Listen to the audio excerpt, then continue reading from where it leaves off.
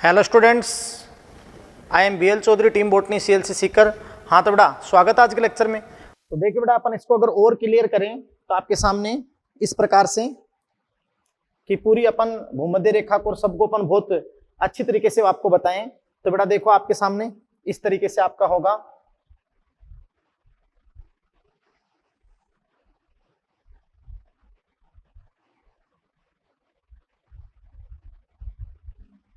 तो बेटा ध्यान से सुनिए।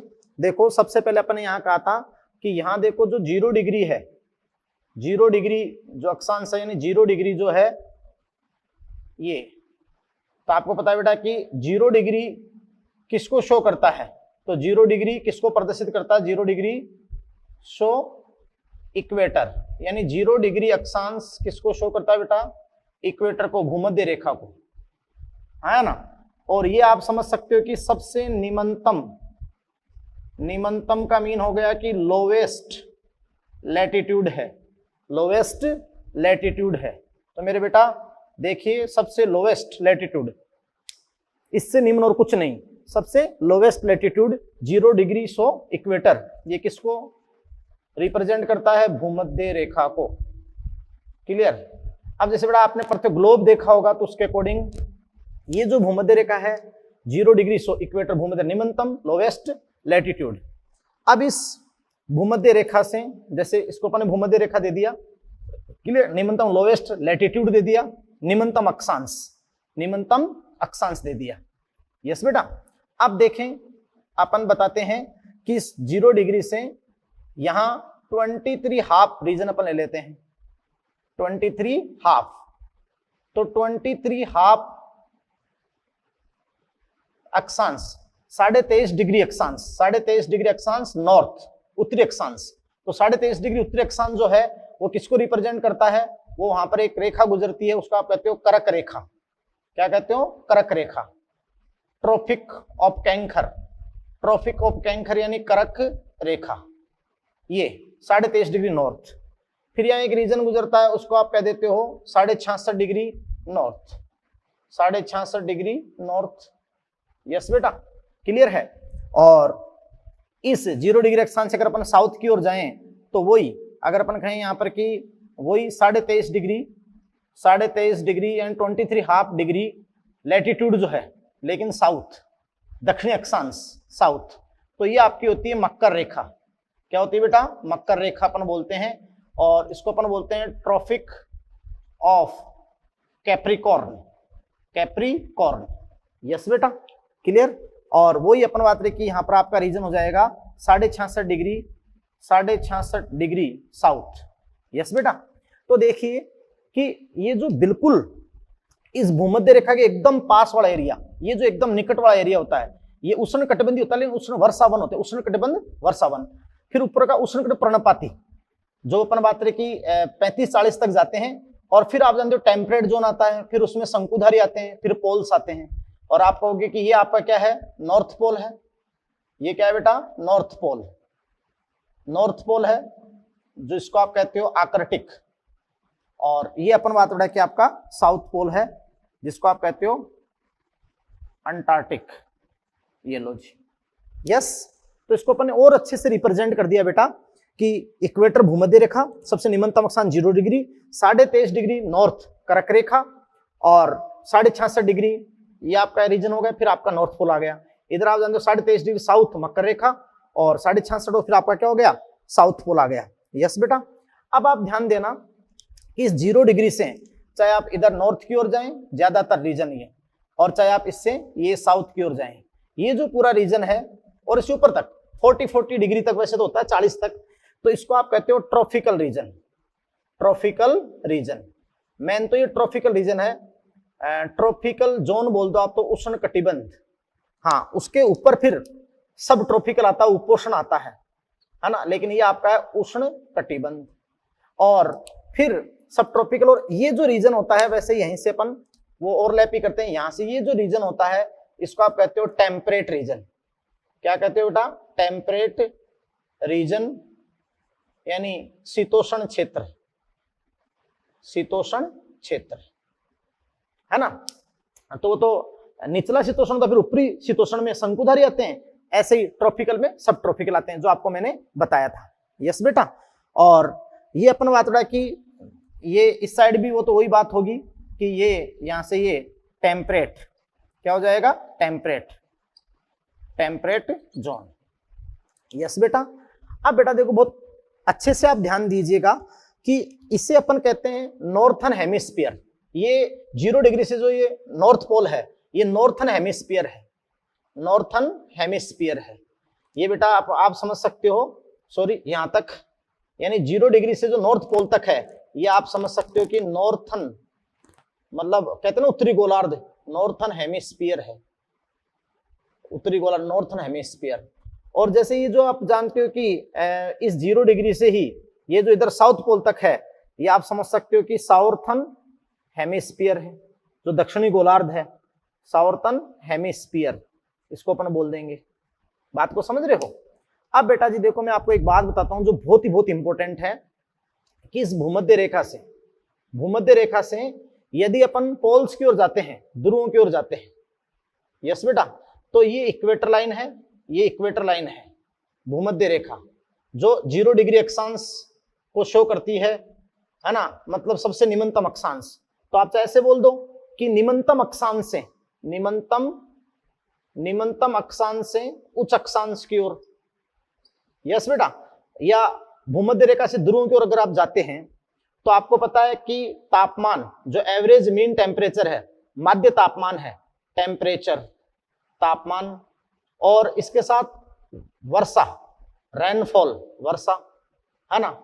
और आप जानते हो कि बायोडायवर्सिटी यानी जैव विविधता, क्योंकि ऊपर वनस्पति नहीं होगी तो जैव विविधता, अन्य जंतु भी नहीं होगी, जैव विविधता, तो ये सारे क्या होंगे बेटा, घटेंगे।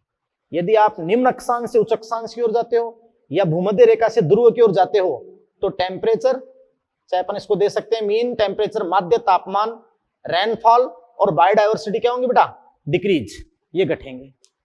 बात को समझ रहे हैं। लेकिन यदि बेटा आप अगर चाहे वो तो इस भूमध्य रेखा से नॉर्थ पोल की ओर जाओ और चाहे यहां अपन साउथ पोल की ओर आप जाओ, बात को समझ रहे हैं, तो टेम्परेचर, रेनफॉल और बायोडायवर्सिटी क्या होगी, डिक्रीज होगी। यस बेटा। और अगर मान लो तुम, ये तो ये लाइन हो गई, यस बेटा, और अगर मान लो तुम इधर ये जो पोल है, पोल्स, यहां पोल से तुम वापस किधर आते हो, भूमध्य रेखा की ओर आते हो। पोल से भूमध्य रेखा की तरफ अगर तुम आओ तो फिर आप जानते हो कि टेम्परेचर, रेनफॉल और जो बायोडायवर्सिटी है, बायोडायवर्सिटी, जैव विविधता, वो क्या होंगे, इंक्रीज होंगे, बढ़ेंगे। बात को समझे।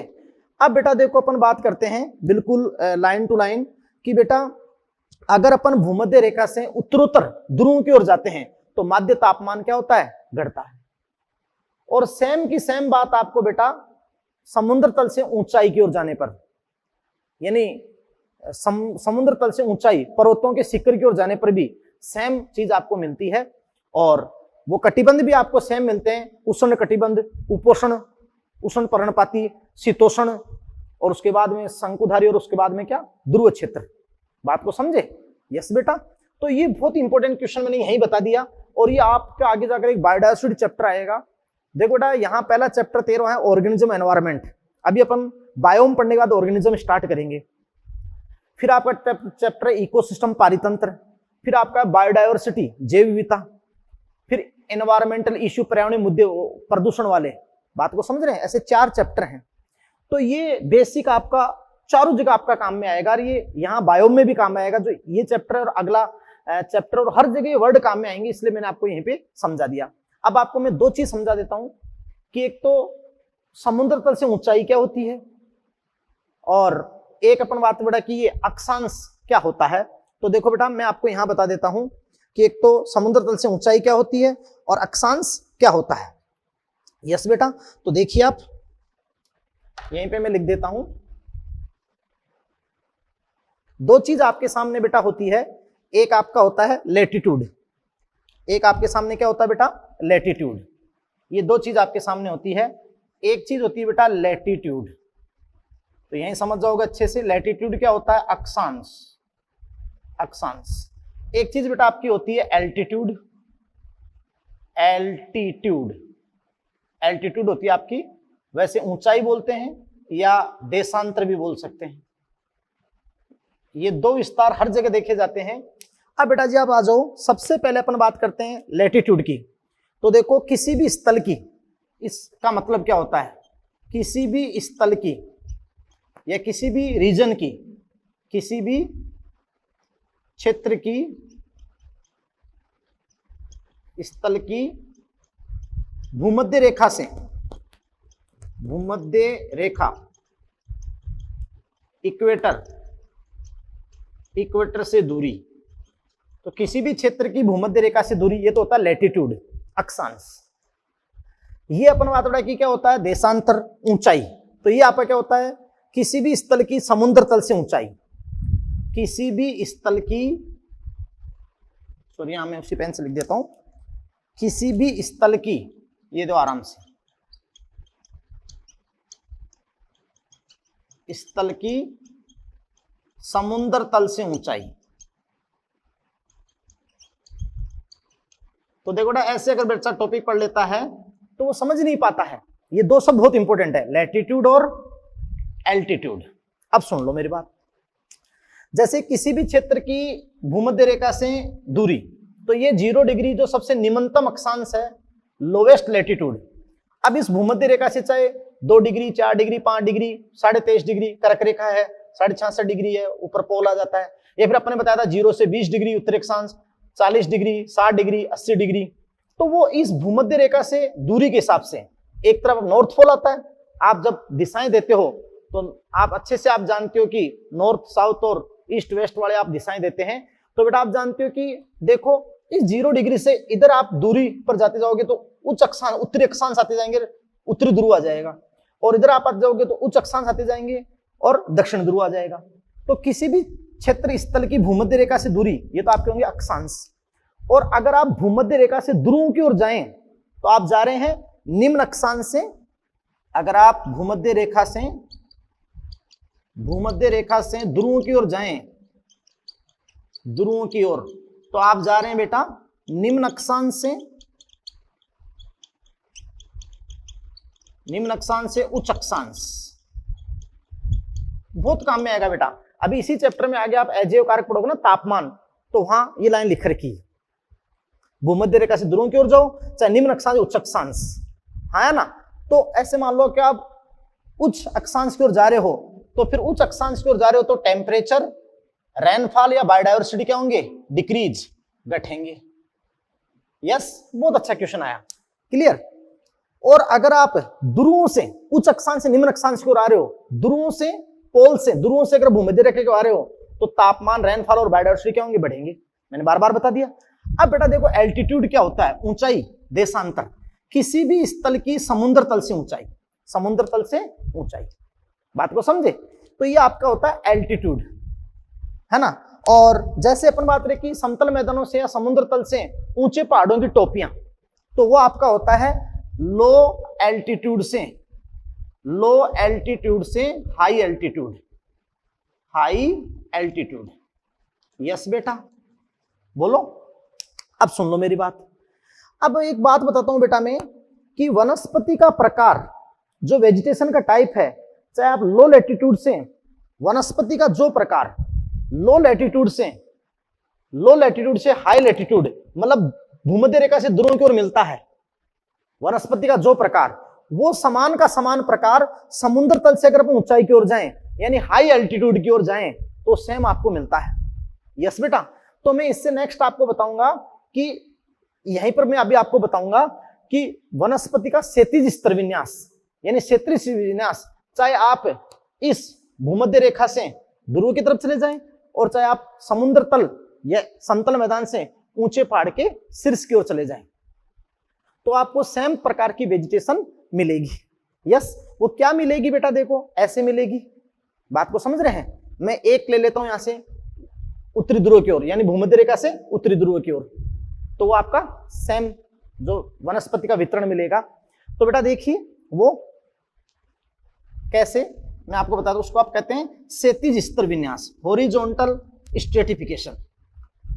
तो वनस्पति के अलग अलग स्तर, आप बात को पकड़ गए क्या? कि वनस्पति का प्रकार जो भूमध्य रेखा से ध्रुवों की ओर मिलता है वो समान का समान प्रकार आप अगर मान लो समुद्र तल से या कम ऊंचाई लो एल्टीट्यूड से हाई एल्टीट्यूड की ओर जाओगे तो सेम का सेम बेटा आपको वही मिलेगा। उसको आप कहते हो हॉरिजॉन्टल स्ट्रेटिफिकेशन, है ना बेटा। तो ध्यान से सुने, देखो माना अपन बात रहे कि अपन ये यहां पर मान लेते हैं कि ये 0 डिग्री अक्षांश है, 0 डिग्री अक्षांश, और 0 डिग्री अक्षांश किसको प्रदर्शित करता है बेटा? इक्वेटर को, भूमध्य रेखा को। ये लो जी इक्वेटर को, सही बेटा।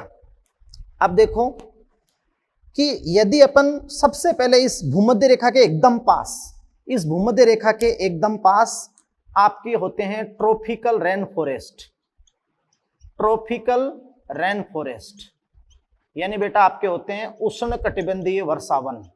और अभी आगे मैं बायोम में जब वनों के प्रकार बताऊंगा तो इसके बारे में सारी विशेषताएं बताऊंगा। तो उष्ण कटिबंधीय वर्षा वन, भूमध्य रेखा एकदम पास, चाहे ये रीजन हो नॉर्थ का चाहे साउथ का, ट्रॉपिकल रेन फॉरेस्ट, उष्ण कटिबंधीय वर्षा वन, सदा हरित, है ना। पूरे वर्ष भर उच्च तापमान उच्च आर्द्रता रहती है ना, उच्च वर्षा वो तो रहती है। खैर ये लो जी एक स्तर मिल गया आपको वेजिटेशन का, 0 डिग्री अक्षांश से बता रहे हो आप, ठीक है। आप आगे चलो, थोड़ा सा आगे जाओगे तो आपको मिलेंगे ट्रॉपिकल डेसिडियस, मतलब वही जो सब ट्रॉपिकल रीजन में होते हैं ना, तो ट्रॉपिकल डेसिडियोस यानी बेटा जी उष्ण कटिबंधीय पर्णपाती वन, जो एक सीजन में अपनी पत्तियां गिरा देंगे। उष्ण कटिबंधीय पर्णपाती वन या कुछ उष्ण कटिबंधीय ग्रासलैंड यानी घास स्थल भी हो सकते हैं। यस बेटा, ये लो जी, ये दूसरा स्तर हो गया। फिर अपन बात करें अगला स्तर, ठीक है। अगला स्तर टेम्परेट फॉरेस्ट, चौड़ी पत्ती वाले वन, शीतोष्ण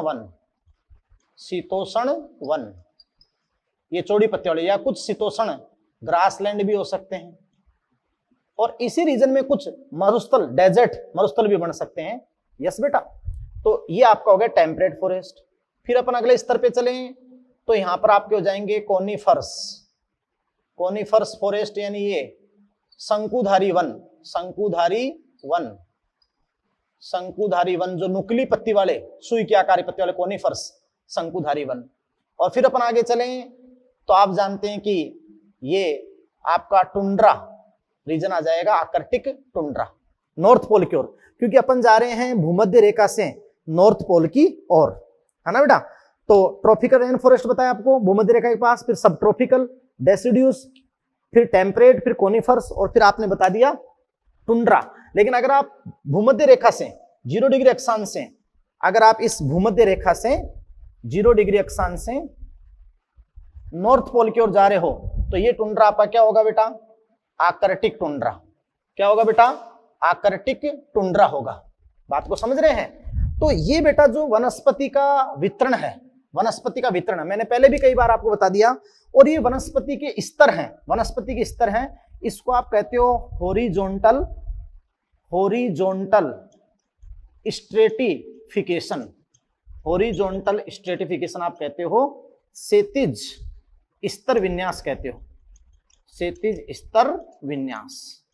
और बेटा अभी आपने ये कहा कि भाई ये जो वेजिटेशन का प्रारूप जो आपको भूमध्य रेखा से ध्रुवों की ओर जो मिल रहा है, चाहे आप भूमध्य रेखा से नॉर्थ पोल की ओर जाएं और चाहे भूमध्य रेखा से आप साउथ पोल की ओर आए, सेम का सेम क्षैतिज स्तर विन्यास यदि आप मतलब वही समुद्र तल से, मतलब लोवेस्ट एल्टीट्यूड से, लोवेस्ट एल्टीट्यूड समुद्र तल से ऊंचे पहाड़ के शीर्ष हाईएस्ट एल्टीट्यूड की ओर जाते हो। बात को समझ रहे हो? बोलो बेटा आराम से।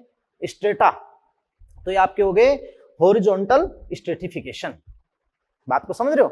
और आप जो एनसीईआरटी के अंदर बायोम का डायग्राम देखोगे उसके अंदर आपको परफेक्टली अक्षांश का ही बता रखा है और टेम्परेचर ले रखा है, लेकिन आपको वही देशांतर का एल्टीट्यूड का होता है। है ना, क्योंकि नीचे नीचे देखना टुंड्रा के दो रूप लिख रखे हैं, आर्कटिक टुंड्रा लिखा है, एल्पाइन, वो एल्पाइन टुंड्रा भी देखना ऊंचाई वाला ही आता है। अभी मैं बायो में जस्ट पढ़ाऊंगा, बात को समझ रहे आप बेटा, क्लियर। तो देखो अब अपन नेक्स्ट लेते हैं, इसके बाद अपन नेक्स्ट, हाँ तो बेटा देखिए नेक्स्ट अब बायोम। तो जियोम के बारे में आपको बताता हूं, क्योंकि एनसीईआरटी के अंदर आपको जो शुरू के अंदर ग्राफ दे रखा है वो कुछ बायोम की स्थिति आपको बता रखी है, और एनसीईआरटी में बेटा कुछ लाइनें आपके सामने लिख रखी है। वो क्या लिख रखी है कि बेटा देखो, पृथ्वी सूर्य के चारों ओर चक्कर लगाती है, यानी पृथ्वी का सूर्य के चारों तरफ जो घूर्णन है, घूर्णन और अपने अक्ष में झुकाव के कारण, पृथ्वी का सूर्य के चारों ओर घूर्णन और इसके अक्ष का झुकाव तापमान की तीव्रता और अवधि में वार्षिक परिवर्तन का कारण बनता है। और तापमान की तीव्रता और अवधि में वार्षिक परिवर्तन का एक कारण बनता है, तो इसके फलस्वरूप कई सारी ऋतु, सीजन आपके सामने, ग्रीष्म ऋतु, शरद ऋतु, बसंत, पतझड़, ऐसी कई सारी सीजन आपके सामने बनती है। और फिर बेटा मैं आपको एक बात बताऊं कि तापमान के अंदर जो वार्षिक परिवर्तन है, विभिन्नता है, वो आप समझ रहे हो कि तापमान की भिन्नता और साथ साथ में वर्षण होता है, प्रेसिपिटेशन, वर्षण होता है प्रेसिपिटेशन, वो यानी रेनफॉल और स्नोफॉल, वर्षा और जो बर्फबारी, किसी भी रूप में पानी का आना, वो दोनों एक साथ मिलकर कुछ विशिष्ट जलवायु क्षेत्र या कुछ प्रमुख जीवोम, बायोम का निर्धारण करते हैं। यस बेटा।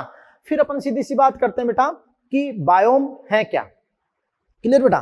तो बायोम क्या है, तो अपन लिखेंगे सीधी सी बात बेटा कि ये पृथ्वी के विस्तृत क्षेत्र हैं, लार्ज रीजनल यूनिट, है ना बेटा। ये पृथ्वी के विस्तृत क्षेत्र हैं, यानी बहुत बड़े बड़े इकोसिस्टम, ये पृथ्वी के विस्तृत क्षेत्र हैं जिनमें औसत तापमान यानी मीन टेम्परेचर, माध्य तापमान, मीन टेम्परेचर, औसत तापमान, वह अपन कहें बेटा वार्षिक वर्षण का मीन क्या है, यानी जो अपन बात रहा कि जिसमें दोनों सम्मिलित होती है, रेनफॉल वर्षा और स्नोफॉल यानी बर्फबारी, जो यानी पानी का किसी भी रूप में पृथ्वी के ऊपर आना। तो आपने कहा ये पृथ्वी के विस्तृत क्षेत्र हैं जिनमें औसत तापमान, मीन टेम्परेचर या औसत वार्षिक, अपन वर्ष भर का लेंगे, वार्षिक तापमान, मीन एनुअल टेम्परेचर, वार्षिक वर्षण, रेनफॉल और स्नोफॉल। यस बेटा। और पादप और जंतु, पादप साथ साथ में फौना, पादप व जंतु जातियों के प्रकार निश्चित होते हैं, प्रकार निश्चित होते हैं। यस बेटा। मैं आपको बताऊं बेटा कि ये बहुत बड़े इकोसिस्टम है, किसी भी महाद्वीप में, किसी भी कॉन्टिनेंट में बहुत बड़े बड़े इकोसिस्टम बायोम को रिप्रेजेंट करते हैं, जहां वर्ष भर का जो औसत वार्षिक तापक्रम, एक कांस्टेंट जलवायु क्षेत्र, कांस्टेंट औसत वार्षिक तापक्रम और औसत वार्षिक वर्षण, यानी जिसमें आपका रेनफॉल और स्नोफॉल होता है, साथ साथ में वहां किस टाइप की वेजिटेशन होगी, वनस्पति फ्लोरा, पादप और जंतु जातियों के प्रकार भी निश्चित मिलते हैं, यानी वहां उसके अभिलाक्षणिक लक्षण होते हैं कि किस प्रकार की वनस्पति और जंतु वहां पर पाए जाएंगे। तो ये बेटा आप जानते हो कि बायोम होते हैं। क्या होते हैं बेटा? बायोम। यस। और फिर अपन कहें कि जैसे वर्षा है, तापमान है, अक्षांश बताया अभी मैंने, है ना, निम्न अक्षांश से उच्च अक्षांश, जैसे ऊंचाई बताई मैंने, मतलब लो एल्टीट्यूड से हाई एल्टीट्यूड, ये सारे ये निर्धारित करते हैं कि उस जियोम की कितनी सीमा होगी, जियोम की प्रकृति और विस्तार कितना होगा। बात को समझो बेटा। तो आपको शुरू के अंदर एनसीईआरटी में जो ग्राफ दे रखा है उसमें कुछ बायोम बता रखे हैं, सही। अब देखो बेटा कि बायोम स्थलीय भी होते हैं, कुछ जलीय भी होते हैं, लेकिन हम यहाँ स्थलीय बायोम के बारे में बात करेंगे। तो कितने टाइप होते हैं, तो यहां पर बात करेंगे बेटा टाइप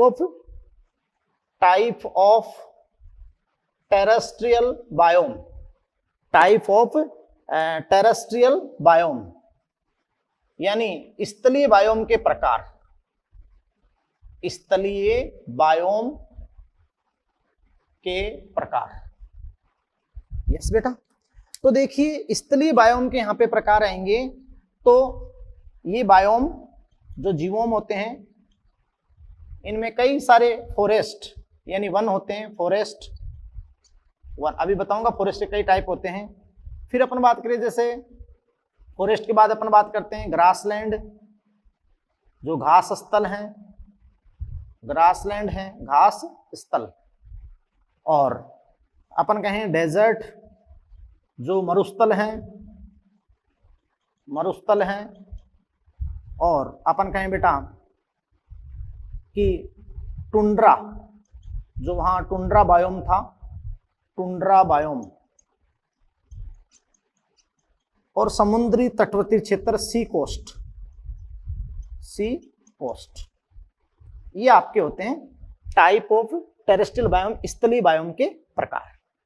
यह देखो वहां पर बहुत ही इंपॉर्टेंट है, जैसे अपन फॉरेस्ट से अभी अपन ने जो स्तर विन्यास भी बताया उसके अकॉर्डिंग, जैसे क्षैतिज स्तर विन्यास अपने बताया, तो देखो भूमध्य रेखा के बिल्कुल पास, भूमध्य रेखा के बिल्कुल पास में इन फॉरेस्ट के टाइप बता देता हूं। अब आपको सबसे पहले अपन फॉरेस्ट ही लेंगे और इनके टाइप बताता हूं। तो भूमध्य रेखा के जस्ट पास बताओ कौन से फॉरेस्ट होते हैं?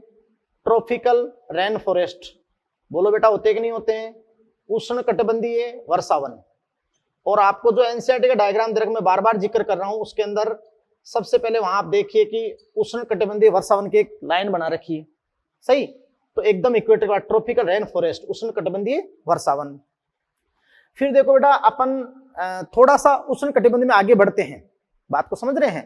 तो जो नेक्स्ट आपके फॉरेस्ट होते हैं मैं आपको बता दूं, तो वो आपके होते हैं बेटा जो ट्रॉपिकल डेसिडियस, ट्रॉपिकल डेसिडियोज फॉरेस्ट, यानी बेटा आपके होते हैं उष्ण कटिबंधीय, उष्ण कटिबंधीय पर्णपाती वन, पर्णपाती वन या उपोषण, उपोषण वन, यही होते हैं, सही?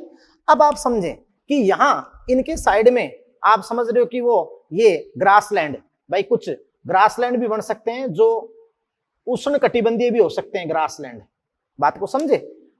और फिर आप समझ सकते हैं, देखो इसके अंदर अपन नेक्स्ट वन लेते हैं, तो आपके होते हैं टेम्परेट फॉरेस्ट।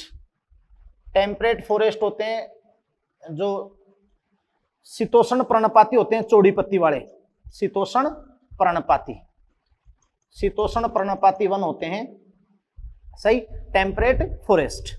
और टेम्परेट फॉरेस्ट के बाद में आपके पास में आते हैं, आपने बताया था ना कोनिफर्स फॉरेस्ट, कोनिफर्स फॉरेस्ट यानी शंकुधारी वन। और इन शंकुधारी वन को अपन कहते हैं Tega forest, Tega one, Tega forest, यानी इनको बेटा अपन टेगा वन भी कहते हैं, जो नुकीली पत्ती वाले वन होते हैं, सही? अब देखो ये जो दो बायोम होते हैं, ये यहां ध्यान देना, ग्रासलैंड और डेजर्ट। तो आप समझ सकते हो कि यहाँ ट्रॉपिकल के भी और कुछ टेम्परेट के भी कुछ अपन बात रहे क्षेत्र आपके बन जाते हैं ग्रासलैंड, क्या बन जाते हैं? ग्रासलैंड बन जाते हैं। और जहां मान लो कि मैंने आपको बताया था ना 23.5 डिग्री नॉर्थ करक और मकर रेखा, तो वहां कुछ लगातार अगर पानी की हानि हो, संसाधनों की हानि हो, तो डेजर्टिफिकेशन, तो कुछ मरुस्थल बन गए, डेजर्ट बन गए, बात को समझे? और ये कोनिफर्स फॉरेस्ट, टैगा, है ना?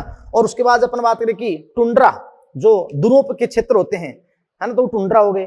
तो देखो बेटा कि उष्ण कटिबंधीय वर्षावन, उसके बाद आपने बताया उष्ण कटिबंधीय पर्णपाती या चैपरल अपन वन बोल देते हैं, सही?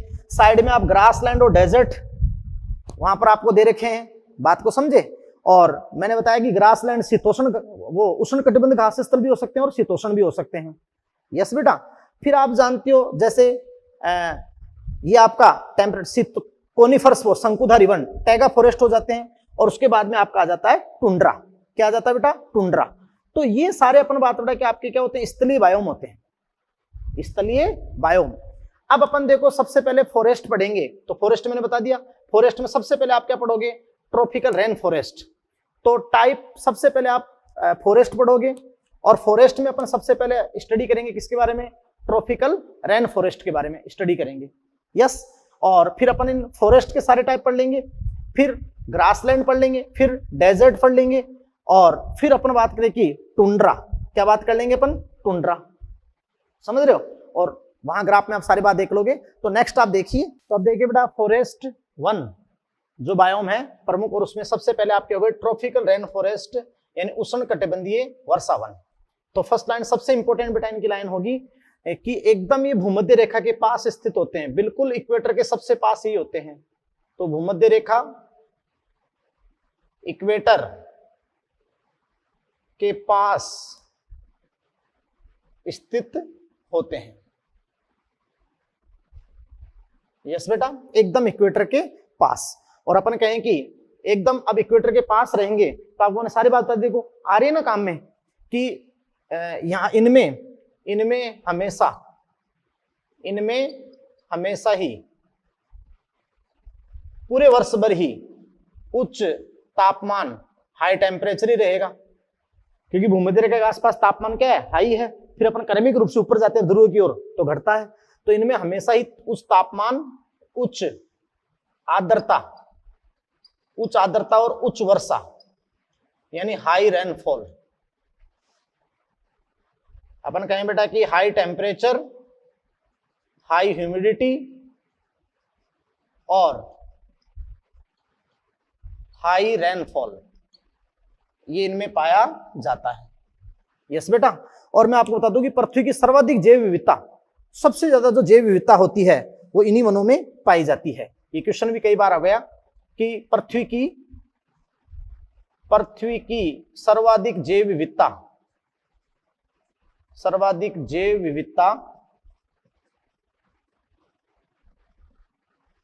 इन्हीं वनों में पाई जाती है बेटा, सर्वाधिक जैव विविधता। यस। और फिर अपन कहें बेटा कि देखो इनमें 30 से 40 मीटर लंबे वृक्ष, लेकिन उससे पहले जैसे साग, फिर झाड़ी, फिर मीडियम, फिर ऊंचे वृक्ष, तो 30 से 40 मीटर लंबे वृक्ष पाए जाते हैं। यस बेटा। लेकिन देखें कि वो लंबाई के अकॉर्डिंग है ना, इन वनों में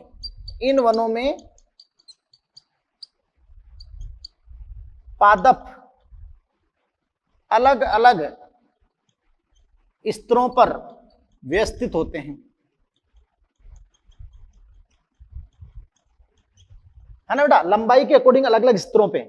जब नेक्स्ट चैप्टर अपने इकोसिस्टम चालू करेंगे तो वहां उसके शुरू के इंट्रोडक्शन में बहुत इंपॉर्टेंट लाइन दे रखी है, लेकिन वो यही आप समझ पाओगे कि 30 से 40 मीटर लंबे वृक्ष पाए जाते हैं। इन वनों में पादप अलग अलग स्तरों पर व्यवस्थित होते हैं। इसे स्तर विन्यास, जो समुदाय का गुण होता है, स्तर विन्यास, स्ट्रेटिफिकेशन कहते हैं। यस बेटा।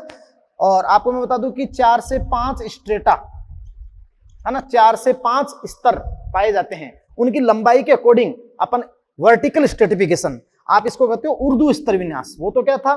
क्षैतिज अलग, ये आपका क्या है? वर्टिकल स्ट्रेटिफिकेशन, उर्दू है स्तर विन्यास। बेटा क्या है? उर्दू है स्तर विन्यास। बात को समझे? क्लियर? तो फिर आप जानते हो कि विभिन्न स्तरों की उपस्थिति के कारण, विभिन्न स्तरों की उपस्थिति के कारण इन्हें मल्टी स्टोरीड फॉरेस्ट मतलब बहुमंजिला वन भी कहते हैं। बहुमंजिला वन, मल्टी स्टोरीड फॉरेस्ट, कई मंजिल। बात को समझो। ये बहुत घने जंगल होते हैं और इसलिए नीचे प्रकाश नहीं पहुंचता, और बहुत ही ज्यादा घने जंगल होते हैं और प्रकाश नहीं पहुंचता है। तो आप जानते हो कि इनके अंदर जो वुडी क्लाइंबर, काष्ठीय आरोही लता, है ना बेटा, काष्ठीय आरोही लता यानी वुडी क्लाइंबर, जो बड़े वृक्षों से ऊपर चढ़ जाती है ना, लेकिन काष्ठीय आरोही लता, वुडी क्लाइंबर, लिनास, वह अधिपादप, जानते हो ना वो आर्किड, अधिपादप, एपिफाइट्स पाए जाते हैं। ये इन वर्षा वनों की विशेषता है। यस बेटा, आप जानते हो यहाँ वर्ष भर तापमान 24 डिग्री से ज्यादा ही होता है। बात को समझ रहे हैं? यानी बेटा वर्ष भर यहाँ का तापमान 24 डिग्री से ज्यादा ही होता है। और आपको बहुत इंपॉर्टेंट बात बता दूं मैं, जो बहुत इंपॉर्टेंट है भाई, वैसे 23 से 27 डिग्री लेकिन 24 से ज्यादा रहता है। और यहाँ औसत वार्षिक वर्षा, औसत वार्षिक जो वर्षा है,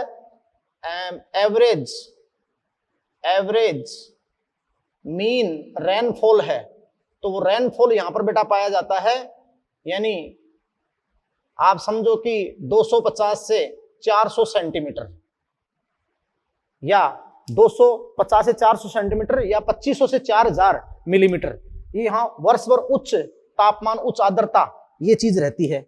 अब देखिए बेटा कि यहाँ मैं आपको समझाना चाह रहा हूं कि जो स्तर विन्यास क्या होता है, कि देखो यहाँ जैसे सबसे पहले कुछ घास, साख ऐसे स्टार्ट हो जाएगी, साख फर्स्ट लेवल पे। उसके बाद में देखो बेटा सेकंड लेवल, यहाँ पर ऊंचाई के हिसाब से सेकंड लेवल स्टार्ट होगा। और सेकंड लेवल पे आप समझ रहे हैं कि ऐसे सर्ब, ये अपन मात्रा की मैं यहाँ से बताता हूँ आपको कि जैसे फर्स्ट लेवल तो इसे फर या कुछ हर्ब या घास ऐसे स्टार्ट हो जाएगा।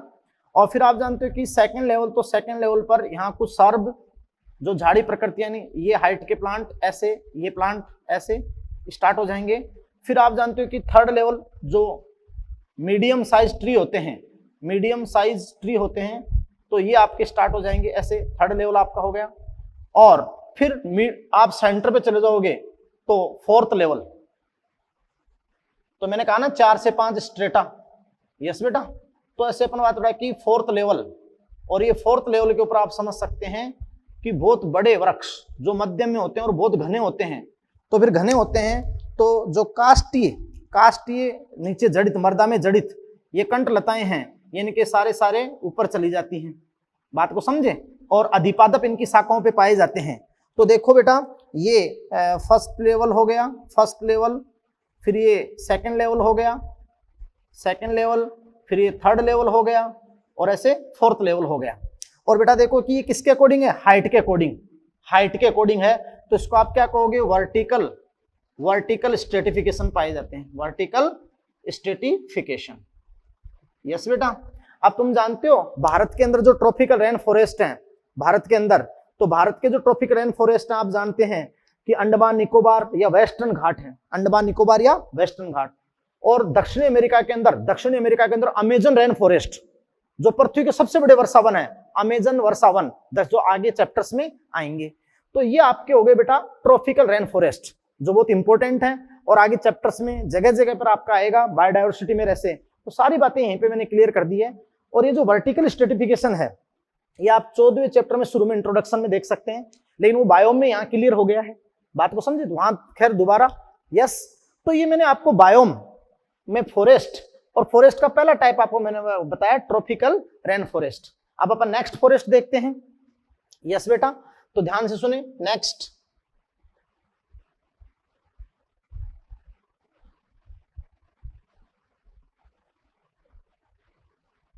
हाँ तो बेटा जी देखिए आप कि नेक्स्ट फॉरेस्ट की बात करते हैं। तो जैसे देखो ट्रॉपिकल के बाद आपके पास में था ट्रॉपिकल डेसिडियस,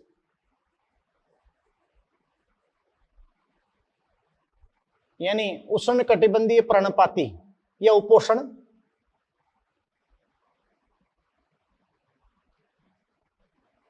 तो बेटा एक सीजन में अपनी पत्तियां गिरा देते हैं, ये उष्ण कटिबंधीय पर्णपाती। देखो बेटा इनका जो एवरेज टेम्परेचर है वो अपन ने बताया था, वहां पर इस रीजन के अंदर आपको मैंने 17 से 24 बताया था। लेकिन अपन बात की वेरी कर सकता है, कभी कभी 30 तक जा सकता है, लेकिन 17 से 24 डिग्री ये इनका आप जानते हो कि मीन टेम्परेचर, माध्य तापमान है, मीन टेम्परेचर। और अगर मैं यहाँ औसत वार्षिक वर्षा, इन एवरेज रेनफॉल की बात करूं, तो वो आपका होगा बेटा, यानी जो औसत वार्षिक वर्षा है वो 90 सेंटीमीटर से लेकर 160 सेंटीमीटर तक प्रति वर्ष, जो एवरेज माध्य यहाँ का रेनफॉल है।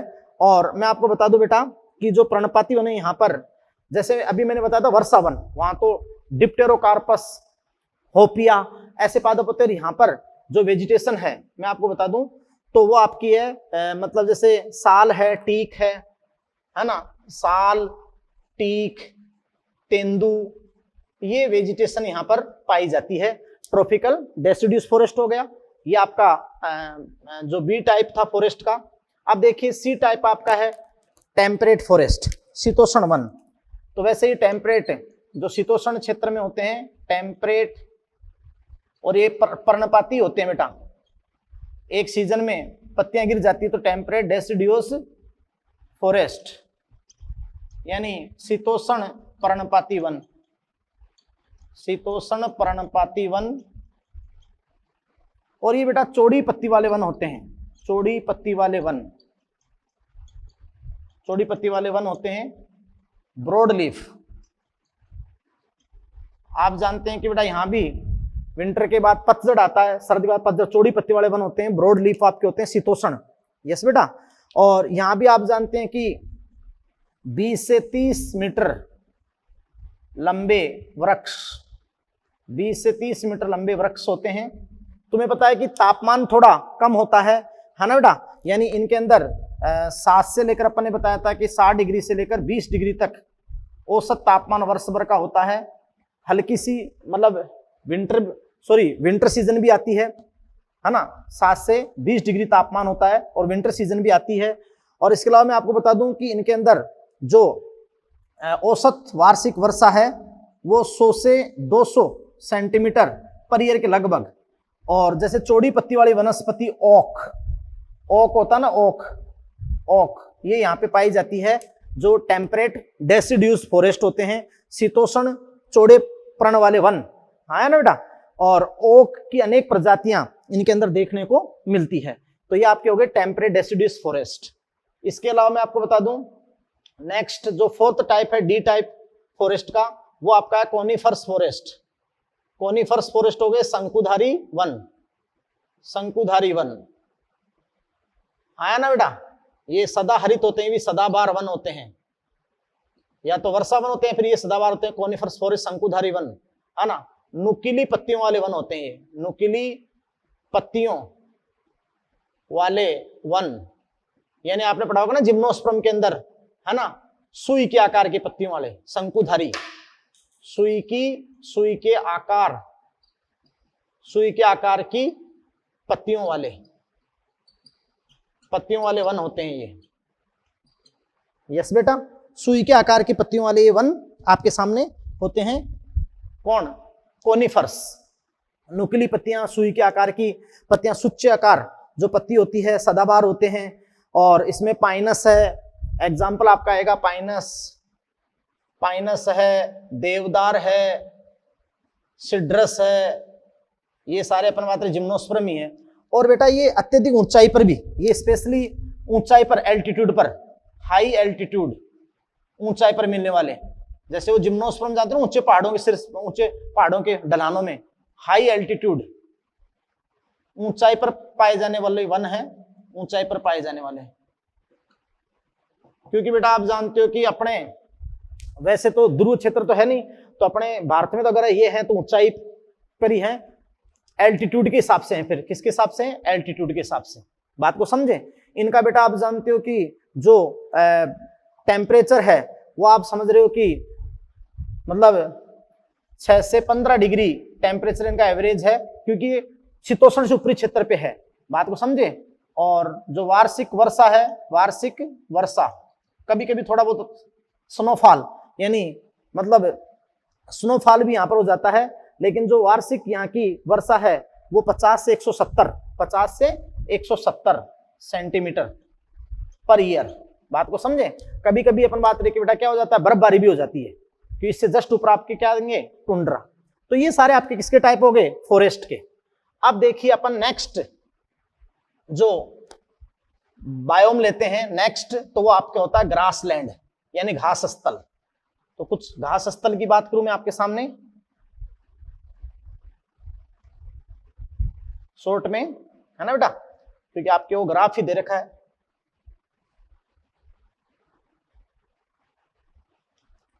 तो देखिए बेटा नेक्स्ट जो ग्रासलैंड है,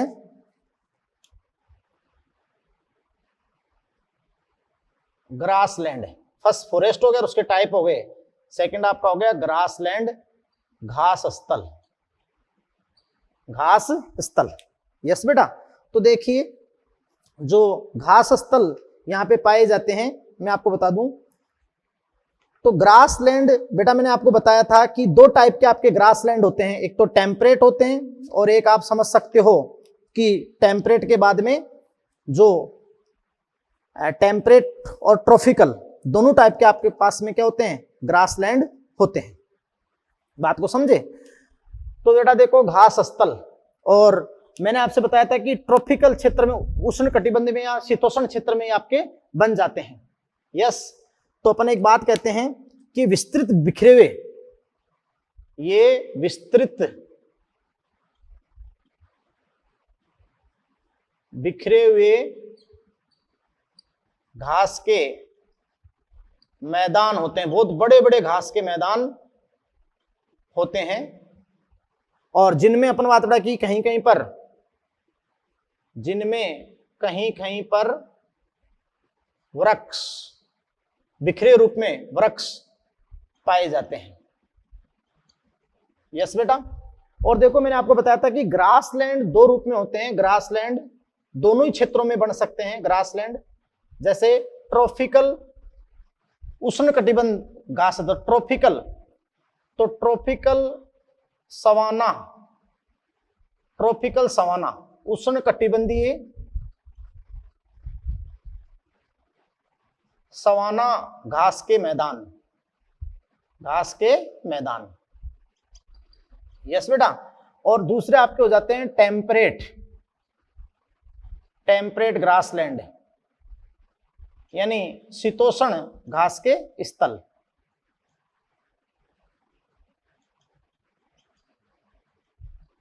शीतोष्ण घास के स्थल। यस बेटा।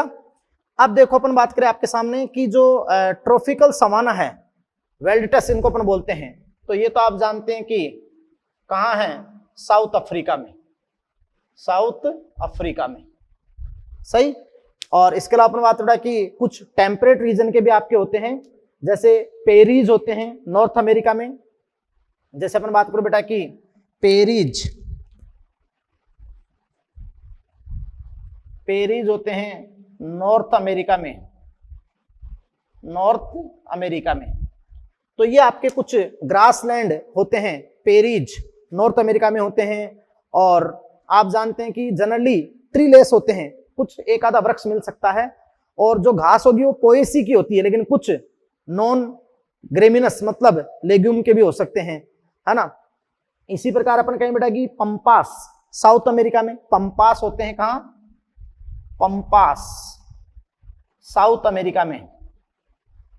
तो ये आप समझ रहे हो कि ग्रासलैंड है। सही। और आपको ग्राफ में साइड में ग्रासलैंड, और आप जानते हो ग्रासलैंड को लंबे समय ओवरलैप करा रखा है, यानी ट्रॉपिकल रीजन से भी, टेम्परेट से भी और कोनिफर तक टच कर रखा है, तो वो आपके क्या होते हैं बेटा, ग्रासलैंड होते हैं। इसके बाद देखो अपन नेक्स्ट जो बायोम अपन देखते हैं, तो वो आपके होते हैं डेजर्ट, मरुस्थल। तो जहां वर्षा का चक्रण बदल गया या फिर पेड़ पौधों की कटाई कर दी, डिफोरेस्टेशन कर दिया, तो वहां आप जानते हो कि डेजर्टिफिकेशन हो गया, मरुस्थलीकरण हो गया, और वो सूखे क्षेत्र बन गए, एरिड जोन। यस बेटा। तो आप समझ रहे हैं कि नेक्स्ट अपन आपके सामने लेते हैं डेजर्ट। यस बेटा। तो देखिए डेजर्ट क्या है, सीधी सी बात है, टाइप ऑफ बायोम में फॉरेस्ट हो गए, ग्रासलैंड हो गए, और अब आपकी बात आ गई किसकी, डेजर्ट की, मरुस्थल की। डेजर्ट, मरुस्थल। तो बेटा देखिए कि जो मरुस्थल होते हैं, अपन कहेंगे कि पृथ्वी के अधिकांश मरुस्थल कहां कहां हैं, जो मैंने आपको भी विस्तार बताया था कि पृथ्वी के अधिकांश मरुस्थल किस किस के बीच बने हैं, अधिकांश मरुस्थल करक रेखा, करक रेखा व मकर रेखा, रेखा के बीच स्थित हैं, बीच स्थित होते हैं। यानी बेटा अभी मैंने आपको जब पूरा अक्षांश विस्तार बताया, तो 23 हाफ नॉर्थ ये तो आपकी थी कर्क रेखा और बीच में भूमध्य रेखा थी और उससे 23.5 साउथ ये आपकी थी मकर रेखा। तो 23.5 डिग्री नॉर्थ से 23.5 डिग्री साउथ के बीच में ही ये स्थित होते हैं क्या बेटा, डेजर्ट। यस बेटा। इसके अलावा देखो मैं आपके सामने बात करूं कि ये जो डेजर्ट हैं इनमें से मैं एग्जांपल की बात करूं तो कुछ तो आपके होते हैं hot desert, hot desert, clear. तो आप जानते हो जैसे एशिया का सबसे बड़ा डेजर्ट है थार डेजर्ट, है ना, लेकिन पूरे विश्व का सबसे बड़ा डेजर्ट है सहारा डेजर्ट। यस बेटा। तो आप समझ सकते हो कि थार का मरुस्थल, थार का मरुस्थल,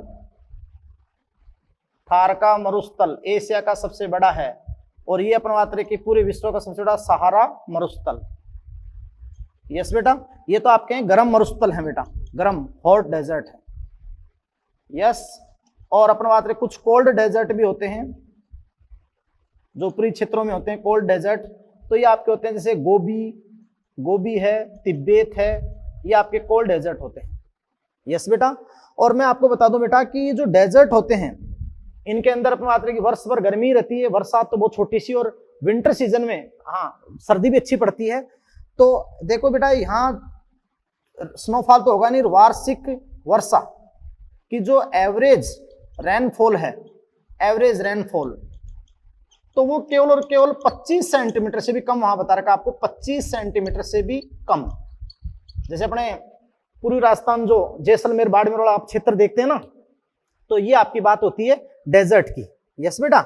तो ध्यान से सुनिए कि गर्म मरुस्थल थार और सहारा बहुत कम वनस्पति होती है, 3 प्रकार के पौधे होते हैं अल्पकालिक जीवन काल वाले, और जो सकुलेंट जीरोफाइट्स होते हैं, मांसल मरुद्भिद नागफनी होती है, कैक्टस होते हैं नागफनी कैक्टस, ये वहां पर वनस्पति पाई जाती है, या कुछ छोटे खेजड़ी की तरह वृक्ष प्रोसोपिस समुदाय के, तो ये वहां पर आपके होते हैं। तो ये आपका हो गया क्या बेटा, डेजर्ट। अब लास्ट आपका जो बायोम है वो आपका है टुंड्रा। टुंड्रा क्या है, टुंड्रा, तो मेरी बात सुनना बेटा, टुंड्रा, टुंड्रा जो बायोम होता है मैं आपको बता दूं तो टुंड्रा क्षेत्र वो क्षेत्र होते हैं जो उच्च अक्षांश पे हैं, यानी ध्रुव क्षेत्रों पर है ना टुंड्रा। और मैंने आपसे बताया था ना जो 60 से 80 डिग्री नॉर्थ, यानी वहां टुंड्रा की बात है।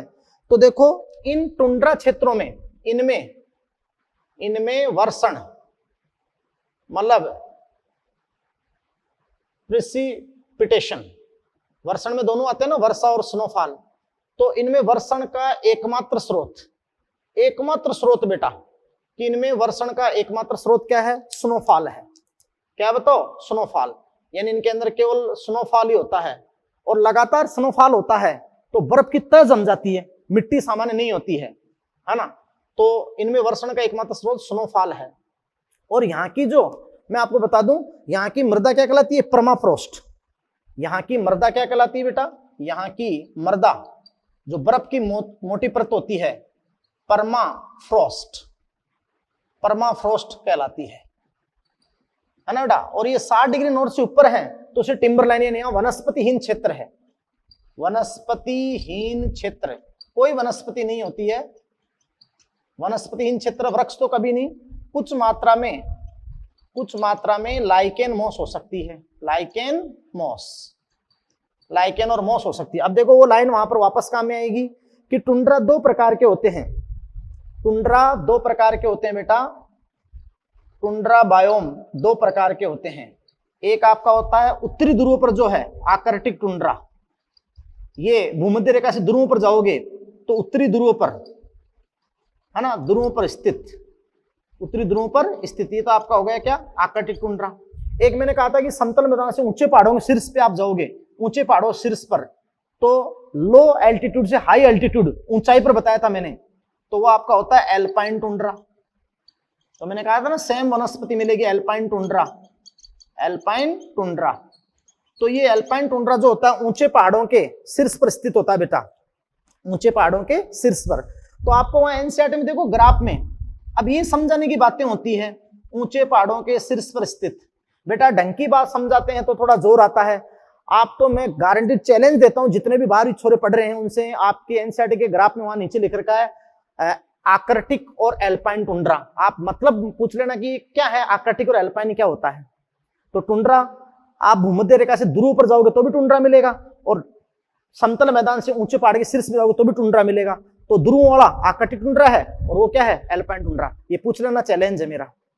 ये होता है थोड़ा समझ, थोड़ा सा ध्यान लगाओगे एक एक शब्द पे एनसीईआरटी पे तो मजा आ जाएगा। यस बेटा। इसके बाद में मैं आपको बात करूं कि जो टुंड्रा होते हैं, तुषार भूमि, यानी बेटा जो टुंड्रा होते हैं वहां पर तुषार भूमि होती है, वनस्पति है ही नहीं, केवल लाइकेन मॉस है ना, और एनिमल जो पोलर बियर ये पाए जाते हैं, और रेनफॉल तो होता ही नहीं है, मात्र वहां स्नोफॉल होता है। बात को समझ रहे हैं। तो ये बेटा मैंने जलवायु क्षेत्र के हिसाब से सारे बायोम की मैंने आपके सामने चर्चा कर ली। और अब अपना जो चैप्टर है, अब एक और बता दूं कि जो बायोम है, जीवोम है, मैं इनमें भी आपको एक बात बता दूं कि इन जीवोम के अंदर भी एक लाइन दे रखी है, वहां पर क्षेत्रीय और स्थानीय विभिन्नताओं के कारण आवासों में व्यापक विविधता है। जीवोम में भी क्षेत्रीय और आवासीय विभिन्नताओं के कारण वहां अपन बात रहा कि आवासों में व्यापक विविधता, यानी क्षेत्रीय और स्थानीय विभिन्नता, इंग्लिश में दे रखा लोकल और रीजनल वेरिएशन, ऐसी लाइन आपको एनसीईआरटी ने दे रखी है।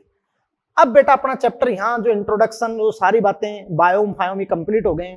अब अपना चैप्टर स्टार्ट होगा जीव पर्यावरण, और अपन बेसिक यूनिट जो इकोलॉजी की सबसे बेसिक यूनिट होती है ऑर्गेनिज्म, और वहां एनसीईआरटी लिख रखा है कि जीव के स्तर पर इकोलॉजी फिजियोलॉजिकल इकोलॉजी है, क्योंकि एक जीव जनन करने के लिए और अपने आप को जीवन यापन करने के लिए ऐसे आवास का चयन करता है कि वो अच्छे से जनन कर सके और सरवाइव कर सके। तो वो आवास क्या है, आवास के घटक क्या होते हैं, और इकोलॉजी की जो सबसे बेसिक यूनिट है ऑर्गेनिज्म, इकोलॉजी की जो सबसे बेसिक यूनिट है क्या बेटा, ऑर्गेनिज्म, यानी इंडिविजुअल ऑर्गेनिज्म। इकोलॉजी की आधारभूत इकाई जीव, ऑर्गेनिज्म, ऑर्गेनिज्म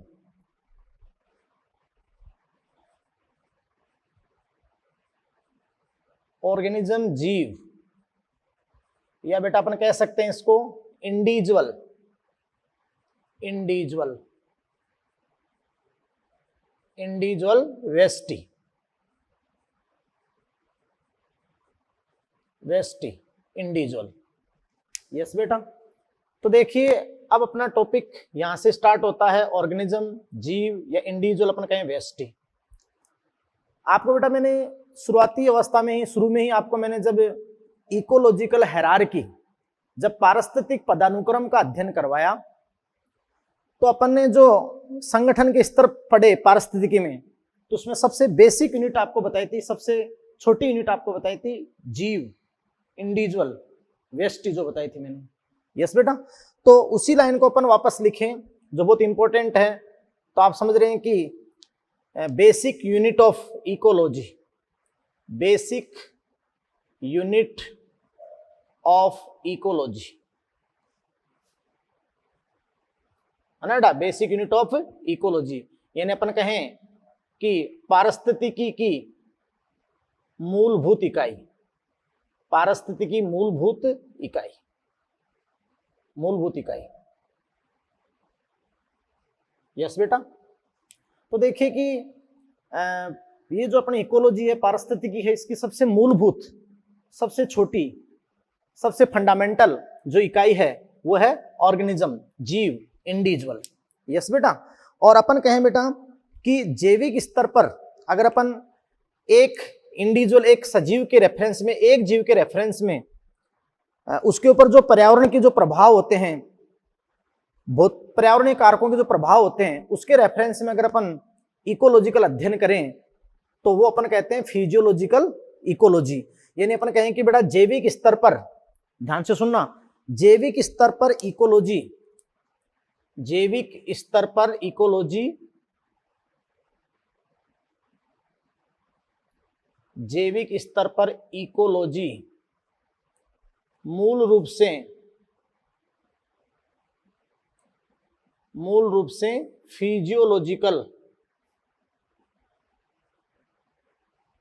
फिजियोलॉजिकल इकोलॉजी कहलाती है। फिजियोलॉजिकल इकोलॉजी यानी कार्यकीय पारिस्थितिकी, कहलाती है। यस बेटा, आपने कहा बहुत इंपॉर्टेंट स्टेटमेंट, बहुत ही महत्वपूर्ण स्टेटमेंट जो एनसीईआरटी का बेटा, कि जैविक स्तर पर इकोलॉजी मूल रूप से फिजियोलॉजिकल इकोलॉजी, कार्यकीय पारिस्थितिकी कहलाती है। यानी अपन कहें कि अनिवार्य रूप से जैविक स्तर पर जो इकोलॉजी है अनिवार्य रूप से कार्यकीय पहलू है। यस बेटा, देखो बड़ा आराम से ये लाइन आपको क्या समझाना चाहती है कि अगर अपन एक इंडिविजुअल, एक अकेले जीव का पर्यावरण के संदर्भ में अध्ययन करें तो पर्यावरण के जो कारक हैं उस जीव की कार्य की क्रियाओं को प्रभावित करेंगे। महत्वपूर्ण रूप से जनन है, उसका जीवन यापन है, या शरीर के अंदर की महत्वपूर्ण जो कार्य की क्रियाएं हैं उनको प्रभावित करेंगे। तभी तो अपन ने कहा कि जैविक स्तर पर इकोलॉजी मूल रूप से फिजियोलॉजिकल इकोलॉजी, कार्य की पारिस्थितिकी कहलाती है। अनिवार्य रूप से वो कार्य की पहलू है बेटा, अनिवार्य रूप से कार्य की पहलू है। जैसे बेटा अपन बात करें, एक एग्जाम्पल के साथ मैं आपको समझाता हूं, और उस एग्जाम्पल में आपको लेता हूं जैसे बेटा कि पर्यावरणीय कारक और जो एनवायरमेंटल फैक्टर हैं। तो पर्यावरण के अंदर जो सबसे महत्वपूर्ण कारक हैं वो है तापमान और जल। तो पर्यावरणीय कारकों जैसे तापमान यानी बेटा टेम्परेचर, तापमान व जल की मात्रा में बदलाव के साथ, जल की मात्रा में बदलाव। तो बेटा आप समझ सकते हैं कि पर्यावरणीय कारकों जैसे तापमान व जल की मात्रा में बदलाव के साथ एक पौधे की कार्य की क्रियाएं यानी बेटा फिजियोलॉजिकल एक्टिविटीज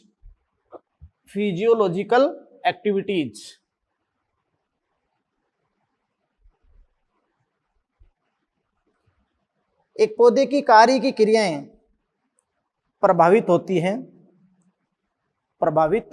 होती हैं जैसे फोटोसिंथेसिस यानी प्रकाश संश्लेषण, फोटोसिंथेसिस और ट्रांसपायरेशन मतलब वाष्पोत्सर्जन, है कि नहीं बेटा। तो बहुत इंपॉर्टेंट है ये। आपने 11th में जो प्लांट फिजियोलॉजी है, पादप कार्य की, वहां पर आपने पढ़ा है कि किसी आवास में कोई पौधा, जिस आवास में पौधा है, अगर उसी आवास में अगर अपन तापमान में बदलाव करें, टेम्परेचर में, तो आपको पता है कि टेम्परेचर बढ़ाते हैं तो रेट ऑफ ट्रांसपिरेशन, वाष्पोत्सर्जन की दर बढ़ती है, लेकिन उसके लिए उपलब्ध जल की मात्रा भी होनी चाहिए। यस बेटा, और इसलिए अपन ने कह दिया कि पर्यावरणीय कारकों जैसे तापमान और जल की मात्रा में बदलाव के साथ साथ एक पौधे की कार्य की क्रियाएं, जो उसकी फिजियोलॉजिकल एक्टिविटीज, जो सबसे प्रमुख कार्य की क्रियाएं हैं पौधे की, फोटोसिंथेसिस, प्रकाश संश्लेषण और ट्रांसपिरेशन, ये प्रभावित होती है। बात को समझे, इनके ऊपर टेम्परेचर का और जल की मात्रा का प्रभाव होगा। यस बेटा, तो आप समझ सकते हैं कि जीव के शरीर के अंदर की कार्य की क्रियाओं पर पर्यावरणीय कारकों का प्रभाव ही फिजियोलॉजिकल इकोलॉजी है, फिजियोलॉजिकल इकोलॉजी। तो 100% बेटा आपका क्लियर हो गया। यस, या फिर देखो बेटा कि इसमें यह समझने की कोशिश की जाती है, मैं आपको बहुत इंपॉर्टेंट लाइन बता दूं, इसमें यह समझने की कोशिश की जाती है बेटा, इसमें यह समझने की कोशिश की जाती है,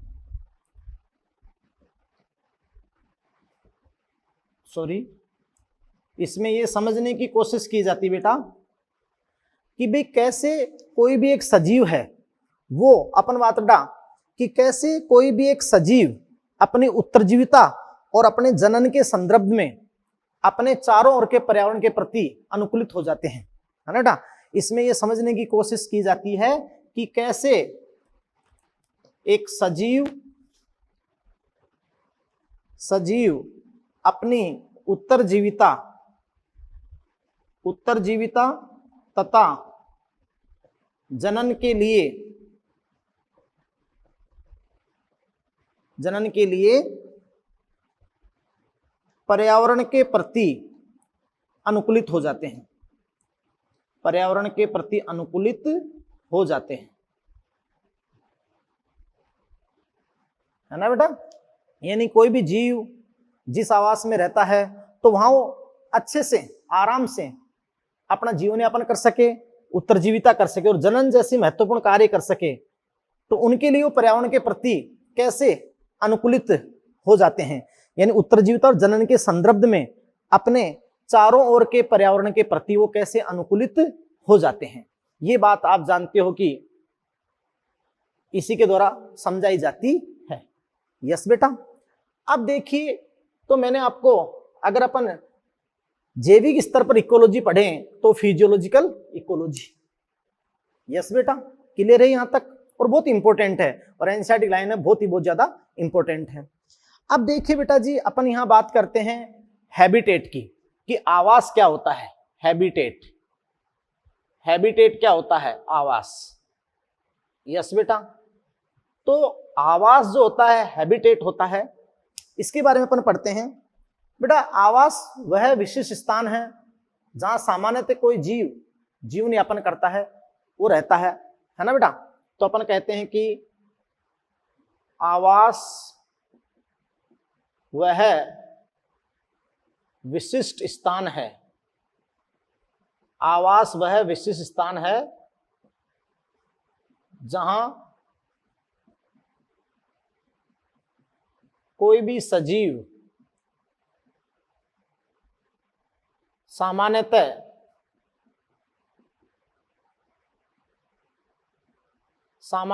निवास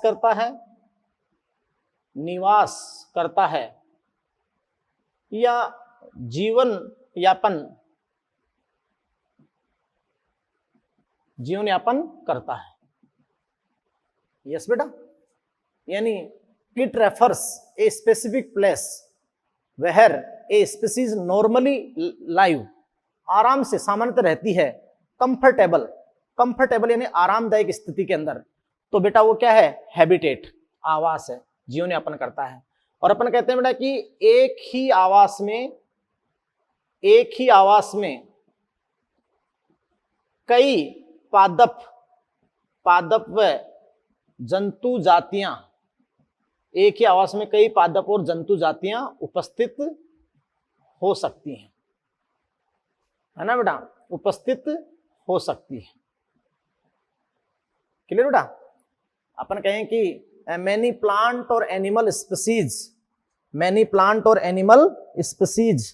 या अपन कहें मोर देन वन एनिमल और प्लांट स्पीसीज में लिव इन सेम हैबिटेट, यानी एक ही आवास में एक से अधिक पादप और जंतु जातियां उपस्थित हो सकती है बेटा।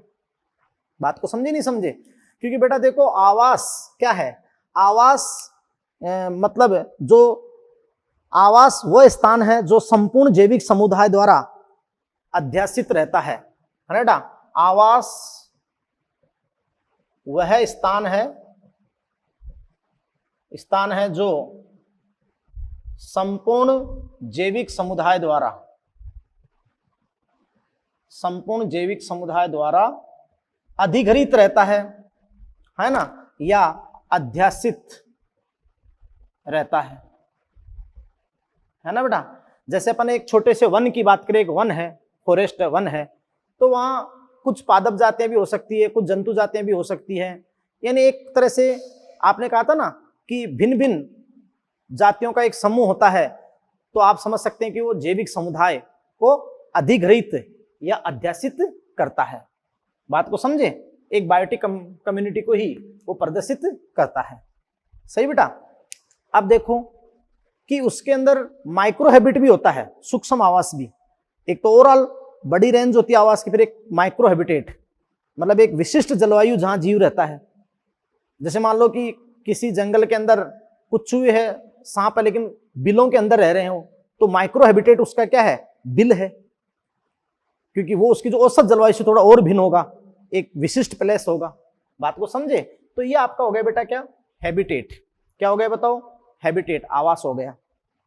यस, अब मैं आपको बात बताऊं बेटा कि आवास की बात आपके सामने हो गई, और नेक्स्ट इसमें जो सबसे इंपॉर्टेंट एक टर्म यहीं पे अपन पढ़ लेते हैं कि जो सबसे इंपॉर्टेंट टर्म मैं आपको यहां बताता हूं कि जैसे बेटा कि आपने कहा कि आवास में एक से अधिक पादप और जंतु जातियां हो सकती है, यानी एक जैविक समुदाय द्वारा अध्यासित या अधिग्रहित हो सकता है। तो यहां पर आप देखिए बेटा कि जैसे यहाँ ए बी सी डी कई स्पीसीज हैं जो नॉर्मली यहां रह रही हैं, और इनमें से कुछ पादप हैं और कुछ क्या हैं, जंतु हैं।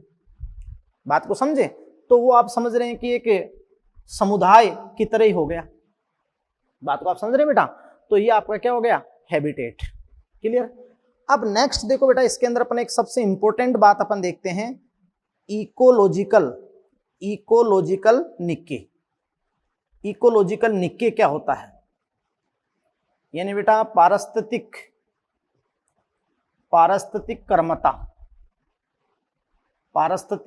कर्मता या निकेत, ये क्या होता है बेटा, इकोलॉजिकल निक्के। तो अब अपन यहां पर स्टडी करेंगे अबाउट इकोलॉजिकल निक्के, पारिस्थितिक कर्मता। यस बेटा, तो आप नेक्स्ट देखिए इसकी डेफिनेशन इकोलॉजिकल निक्के की। तो देखिए बेटा, इकोलॉजिकल निक्के, पारिस्थितिक कर्मता, इकोलॉजिकल निक्के क्या है? तो इकोलॉजिकल निक्के का कंसेप्ट किसने दिया? इकोलॉजिकल निक्के का जो कंसेप्ट बेटा, अवधारणा है, वो दिया गया जे ग्रीनेल ने इकोलॉजिकल निक्के का कंसेप्ट दिया। यस बेटा, उसके बाद अपन कहते हैं बेटा कि देखो किसी भी सजीव की, अपन डेफिनेशन यहां पर दें, किसी भी सजीव की पारिस्थितिक कर्मता, किसी भी सजीव की पारिस्थितिक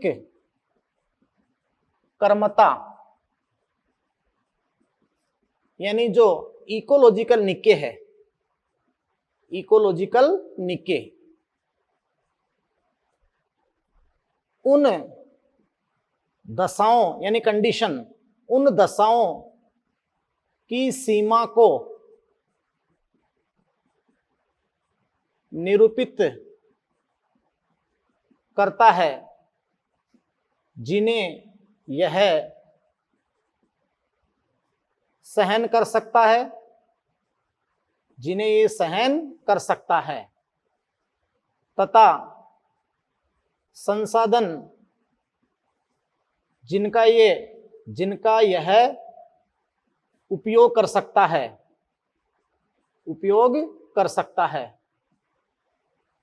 यस बेटा,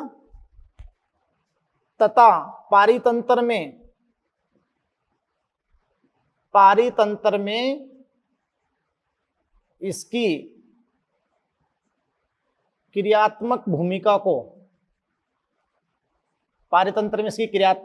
को निरूपित करता है। बात को समझे बेटा? यानी कोई भी सजीव हो, किसी भी सजीव की जो पारिस्थितिक कर्मता है, इकोलॉजिकल निक्के, उन दशाओं की सीमा को निरूपित करता है जिन्हें ये सहन कर सकता है ना बेटा? यानी पर्यावरण के अजैव कारकों की वह सीमा जहां तक इसमें सहनशीलता होती है, सहिष्णुता की प्रास, जिन्हें ये सहन कर सकता है, तथा संसाधन जिनका ये उपयोग कर सकता है, और पारितंत्र में इसकी कार्यात्मक भूमिका को निरूपित करता है। यानी बेटा देखो, अपन इस फॉर्म में कहें कि भाई इकोलॉजिकल निक्के,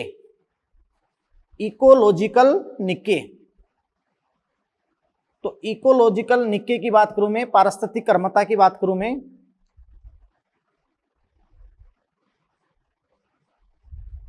तो बेटा ध्यान दें, इकोलॉजिकल निक्के यानी फर्स्ट ऑफ ऑल बेटा पर्यावरण के अजैव कारक जो तापमान है, जल है या प्रकाश है, तो उनको ये कहां तक, ये उन कंडीशन को ये कहां तक उनमें ये टॉलरेट, यानी कहां तक उनको सहन कर सकता है, रेंज ऑफ टॉलरेंस,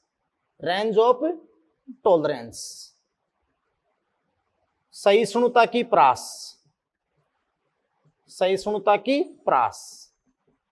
यस बेटा। और रिसोर्सेज संसाधन जिनको यूटिलाइज करता है, रिसोर्सेज इट यूटिलाइज, यानी किस प्रकार के संसाधनों का उपभोग करता है ये। यस बेटा। और इकोसिस्टम में इसका फंक्शनल रोल, यानी इसकी कार्यात्मक भूमिका क्या है। बस यही किसको रिप्रेजेंट करता है बेटा, जो कार्यात्मक भूमिका होती है वही मैंने ऊपर लिखा है, वही किसको रिप्रेजेंट करता है बेटा, इकोलॉजिकल निके। बात को समझ रहे हो आप, किसको बेटा, इकोलॉजिकल निके। यानी उस इकोलॉजिकल सिस्टम में, उस इकोलॉजिकल सिस्टम में इसका फंक्शनल रोल, कार्यात्मक भूमिका क्या है, कार्यात्मक भूमिका क्या है। तो ये किसको दर्शाता है बेटा, ये बार बार मैं कह रहा हूं, इकोलॉजिकल निके। एग्जाम के पॉइंट ऑफ व्यू से ये बहुत बहुत इंपॉर्टेंट टॉपिक है ना बेटा, ये मैंने आपको बताया। अब देखिए बेटा, बहुत ही इंपॉर्टेंट जो मैं लाइन लिखूंगा, बहुत ही इंपॉर्टेंट लिखूंगा कि प्रत्येक जाति की अलग अलग कर्मता होती है। प्रत्येक जाति की, प्रत्येक जाति की अलग अलग, है ना बेटा, बहुत इंपॉर्टेंट बात कर रहा हूं मैं कि प्रत्येक जाति की अलग अलग कर्मता होती है। चाहे वो एक ही आवास में रहे बेटा, एक ही आवास की दो जाति है तो भी लगभग अपन कहें कि अलग अलग कर्मता होती है। यानी अपन ऐसे कहें बेटा कि ईच स्पीसीज, प्रत्येक जाति, each species has a distinct, distinct यानी पृथक निके, each species has a distinct निके। यस बेटा। ये माना जाता है, यह माना जाता है, यह विश्वास किया जाता है, यह माना जाता है कि कोई भी दो जातियां, कोई भी दो जातियां एक ही आवास में, एक ही आवास में ठीक समान निकेत ग्रहण नहीं कर सकती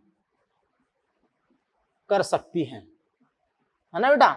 यानी एग्जैक्टली सेम, ठीक समान का मतलब क्या हुआ, एग्जैक्टली सेम। यानी बेटा ये माना जाता है, ये बिलीव किया जाता है, कोई भी दो जातियां जो एक ही आवास में रहती हैं ठीक समान निकेत ग्रहण नहीं कर सकती, अर्थात वे लंबे समय के लिए समान निकेत में नहीं रह सकती, नहीं रह सकती। बात को समझे। और बेटा आपको पता है ये जो वर्षा वन है, इनमें सबसे ज्यादा विविधता का कारण ये है कि विशिष्टीकरण, निके में विशिष्टीकरण, यानी प्रत्येक जाति ने अपना अपना विशिष्ट निके बना लिया, है ना। तो ये बहुत इंपॉर्टेंट नोट है कि माना जाता है कि कोई भी दो जातियां एक ही आवास में ठीक समान निकेत ग्रहण नहीं कर सकती है, अर्थात वे समान निकेत में नहीं रह सकती है। बात को समझे। तो ये बहुत ही इंपॉर्टेंट लाइन होगी। और देखो बेटा मैं आपको एक एग्जाम्पल के थ्रू समझा भी देता हूं, ये क्या है, फंक्शनल रोल क्या है, ये रिसोर्स यूटिलाइजेशन क्या है, ये तो यानी किसी भी आवास में किसी जाति का जो व्यवसायिक पता होता ना, व्यवसायिक पता, व्यवसायिक उसका एड्रेस होता है, वही क्या है, निके है। वही क्या है बेटा, निके। जैसे आपने कह दिया कि भाई एक ये आवास है, और अभी अपने थोड़ी देर पहले कहा बेटा कि आवास एक जैविक समुदाय को रिप्रेजेंट करता है। मान लो कि हैबिटेट है, और अपने कहा था कि एक आवास में एक से अधिक पादप या जंतु जातियां रह सकती है। माना ये ए जाति है जो किससे रिलेटेड है, प्लांट से है, प्लांट है वो। ये ब जाति है जो अपन कहें मान लो कि हिरण है, और ये स जाति है जो अपन बात रखी, जैसे मान लो कि अपन क्या करें, शेर है। अब सुनो, हो सकता है कि इनका आवास एक हो, लेकिन देखो निके अलग अलग कैसे। देखो ये प्लांट है, ये प्रोड्यूसर है, उत्पादक है। ये प्लांट क्या है बेटा, प्रोड्यूसर, उत्पादक। बात को समझे। तो जल और अकार्बनिक खनिज लवण लेगा, ये उत्पादक है। अब उत्पादक है तो जो जिन रिसोर्स की यूटिलाइज कर रहा है वो अलग तरह के हैं। प्रोड्यूसर उत्पादक है, प्रकाश संश्लेषी है। बात को समझे। और ये इसका फंक्शनल रोल है इकोसिस्टम में, इसका कार्यात्मक भूमिका क्या है, उत्पादक होना, प्रोड्यूसर होना। समझ रहे हो ना, प्रोड्यूसर होना। ठीक है, ये बेटा हिरण है जो 100% क्या है, शाकाहारी है, शाकाहारी है, यानी ये हर्बिवोरस है। अब ये उपभोक्ता तो है लेकिन ये शाकाहारी है, तो ये शाक यानी पेड़ पौधों को खाता है, तो ये कंज्यूमर है लेकिन शाकाहारी है। समझ गए? तो ये इसका फंक्शनल रोल हो गया शाकाहारिता होना, समझ गए? जबकि ये शेर क्या है बेटा, मांसाहारी है, मांसाहारी है मतलब कार्निवोरस है, कार्निवोरस। अब सुने, इनका आवास तो एक हो गया लेकिन इकोलॉजिकल निके अलग अलग हो गए ना, इकोलॉजिकल निके। बात को समझे?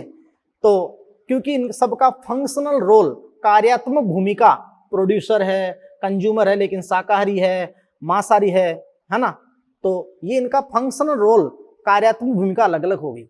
कार्यात्मक भूमिका क्या होगी बेटा, अलग अलग। यस, तो ये बात होती है बेटा कि एक ही आवास में ये माना जाता है कि कोई दो जातियां वो एक ही आवास में ठीक समान निके ग्रहण नहीं कर सकती है, या फिर समान निकेत में नहीं रह सकती लंबे समय तक, क्योंकि उनमें आपस में स्पर्धा होगी, कंपटीशन होगा। आगे बताएंगे आपको जब कंपटीशन पढ़ाएंगे, तो स्पर्धा होगी, तो किसी एक दुर्बल को वहां से निष्कासित होना पड़ेगा। वहां से क्या होना पड़ेगा बेटा, निष्कासित।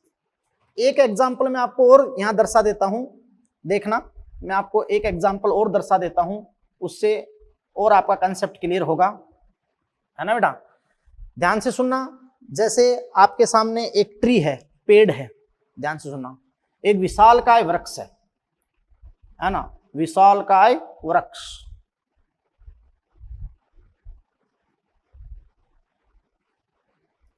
ये विशालकाय वृक्ष आपके सामने है, सही बेटा? अब देखो, इस विशालकाय वृक्ष के ऊपर मैं आपको बताऊंगा कि इस विशालकाय वृक्ष के ऊपर पक्षी की जातियां हैं। अब ये आप जानते हो, विशालकाय वृक्ष के ऊपर बर्ड, पक्षी, बर्ड स्पीसीज फर्स्ट और ये बर्ड स्पीसीज सेकंड। अब देखो बेटा, इन दोनों का सेम हैबिटेट है ना, सेम हैबिटेट, एक ही आवास है वृक्ष दोनों का, लेकिन देखना इन्होंने अपना डिस्टिंक्ट यानी पृथक पृथक निके कैसे किया। ये जो एक ही वृक्ष पे, विशालकाय वृक्ष और पक्षियों की दो जातियां रह रही है, लेकिन ये जो बर्ड स्पीसीज फर्स्ट है, ये फर्स्ट है, ये बेटा इस वृक्ष के जब बीज, सीड या फ्रूट आ जाते हैं उनको खाती है।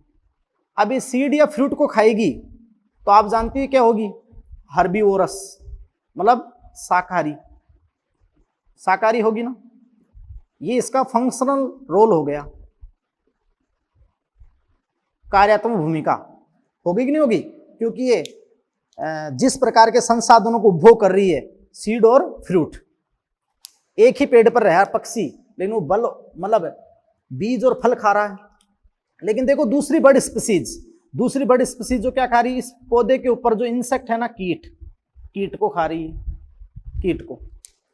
अपन बेटा आगे पारितंत्र में पढ़ेंगे भी, आपने अगर छोटी क्लासों में सुना है तो तुम्हें पता है, ये पौधा प्रोड्यूसर है, जिसका ट्रॉफिक लेवल क्या है, T1, ट्रॉफिक लेवल होता ना, पोषण स्तर उत्पादकों फर्स्ट। ये सीड फ्रूट खा रही है तो इसका ट्रॉफिक लेवल T2 हो गया, और ये इंसेक्ट खा रहा है, ये पक्षी इंसेक्ट खा रहा है, क्या हो गया, कार्निवोरस हो गया ना, कार्निवोरस, है ना। और ये T3 ट्रॉफिक लेवल में, तृतीय पोषण स्तर में। तो बताओ इसका इकोलॉजिकल निके क्या हो गया, डिफरेंट। तो आप जानते हैं बेटा कि इसका और इसका अपन कहेंगे डिस्टिंक्ट इकोलॉजिकल निके। डिस्टिंक्ट इकोलॉजिकल निके क्यों हुआ, क्योंकि बेटा ये अलग अलग प्रकार के संसाधनों को उपभोग कर रहे हैं, रिसोर्स को यूटिलाइज कर रहे हैं, और इनका फंक्शनल रोल प्रकृति में क्या है, अलग अलग है। बात को समझे? हैबिटेट सेम है लेकिन डिस्टिंक्ट इकोलॉजिकल निके। बात को समझ गए ना आप अच्छे से? बोलो बेटा यस। अब आप समझ सकते हैं कि इससे अगली डेफिनेशन क्या आती है। इससे अगली डेफिनेशन आती है बेटा, एक टर्म आती है जो वो भी बहुत इंपॉर्टेंट है, और वो इंपॉर्टेंट टर्म आपकी है इकोलॉजिकल इक्विवेलेंट्स। इकोलॉजिकल इक्विवेलेंट्स क्या होते हैं? तो बेटा ध्यान से सुना, देखो मैं आपको समझाऊंगा इकोलॉजिकल इक्विवेलेंट। यस, बेटा देखो कि इकोलॉजिकल इक्विवेलेंट क्या होते हैं।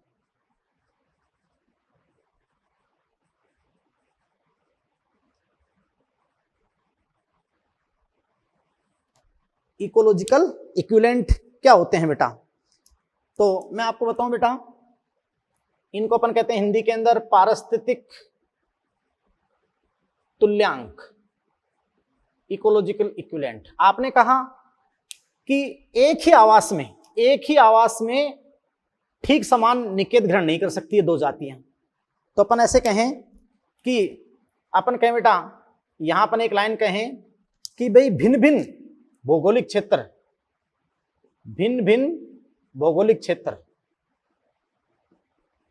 यानी डिफरेंट जियोग्राफिकल एरिया, है ना बेटा। आपने क्या कहा, ध्यान से सुनना, भिन्न भिन्न भौगोलिक क्षेत्र से संबंधित दो जातियां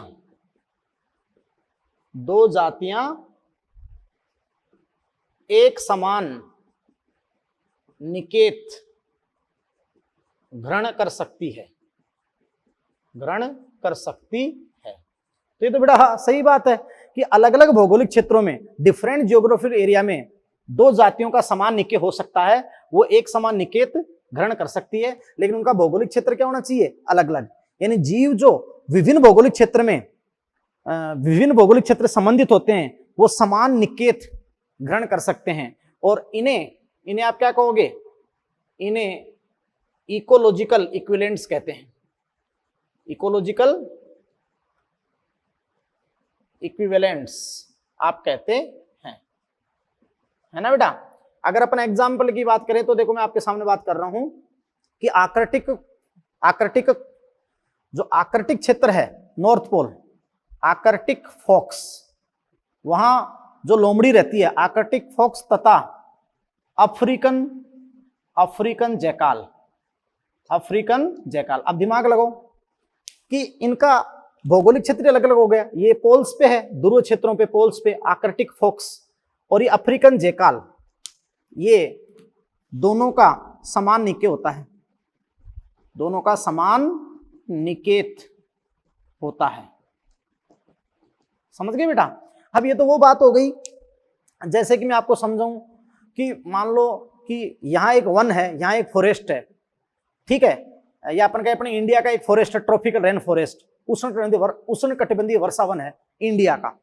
अब वहां मान लो कि कोई प्लांट है या फिर वहां पर कुछ शाकाहारी जीव, अब वो दूसरे कंट्री के जंगल में भी दूसरा शाकाहारी हो सकता है। तो आप समझ सकते हो कि अलग अलग भौगोलिक क्षेत्र में तो दो जातियां समान निकेत प्रदर्शित कर सकती हैं, रह सकती हैं, लेकिन एक ही आवास में दो जातियां ठीक एक एग्जैक्टली सेम निके नहीं रख सकती है, ठीक एक समान निके नहीं रख सकती है। बात को समझ गए आप, ये बात आपकी है बेटा। तो बहुत ही इंपॉर्टेंट जो मैंने टर्मिनोलॉजी करवा दी। अब अपन यहां स्टार्ट करेंगे बेटा कि किसी भी सजीव का आवास होता है ना, हैबिटेट होता है, उसके दो घटक होते हैं, एबायोटिक और बायोटिक फैक्टर। तो एबायोटिक और बायोटिक फैक्टर में क्या क्या इंक्लूड होते हैं उनको अपन समझाएंगे। और सबसे इंपॉर्टेंट कि एक इंडिविजुअल पे, एक जीव पे अजैव कारक, जो महत्वपूर्ण अजैव कारक हैं, उन अजैव कारकों का उसके ऊपर प्रभाव क्या होता है, उसकी फिजियोलॉजी पर, उसकी कार्य की क्रियाओं पर, उसके बिहेवियर पर, है ना बेटा, रिप्रोडक्शन पर, इन सब पर। तो नेक्स्ट आप देखिए, हाँ तो आप देखिए बेटा, किसी भी सजीव, कोई भी ऑर्गेनिज्म है जहां पर भी वो रहता है, तो अपन कहते हैं कि किसी भी सजीव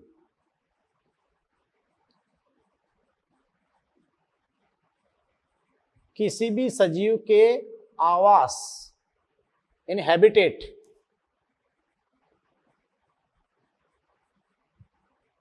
के दो घटक होते हैं, दो कंपोनेंट होते हैं बेटा, दो घटक होते हैं, है ना बेटा।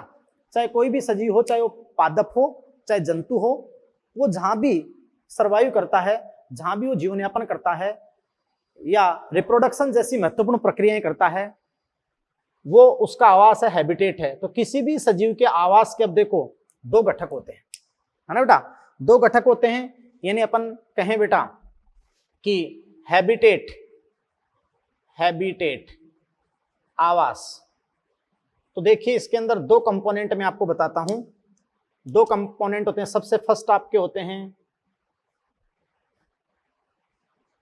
Abiotic component, abiotic component,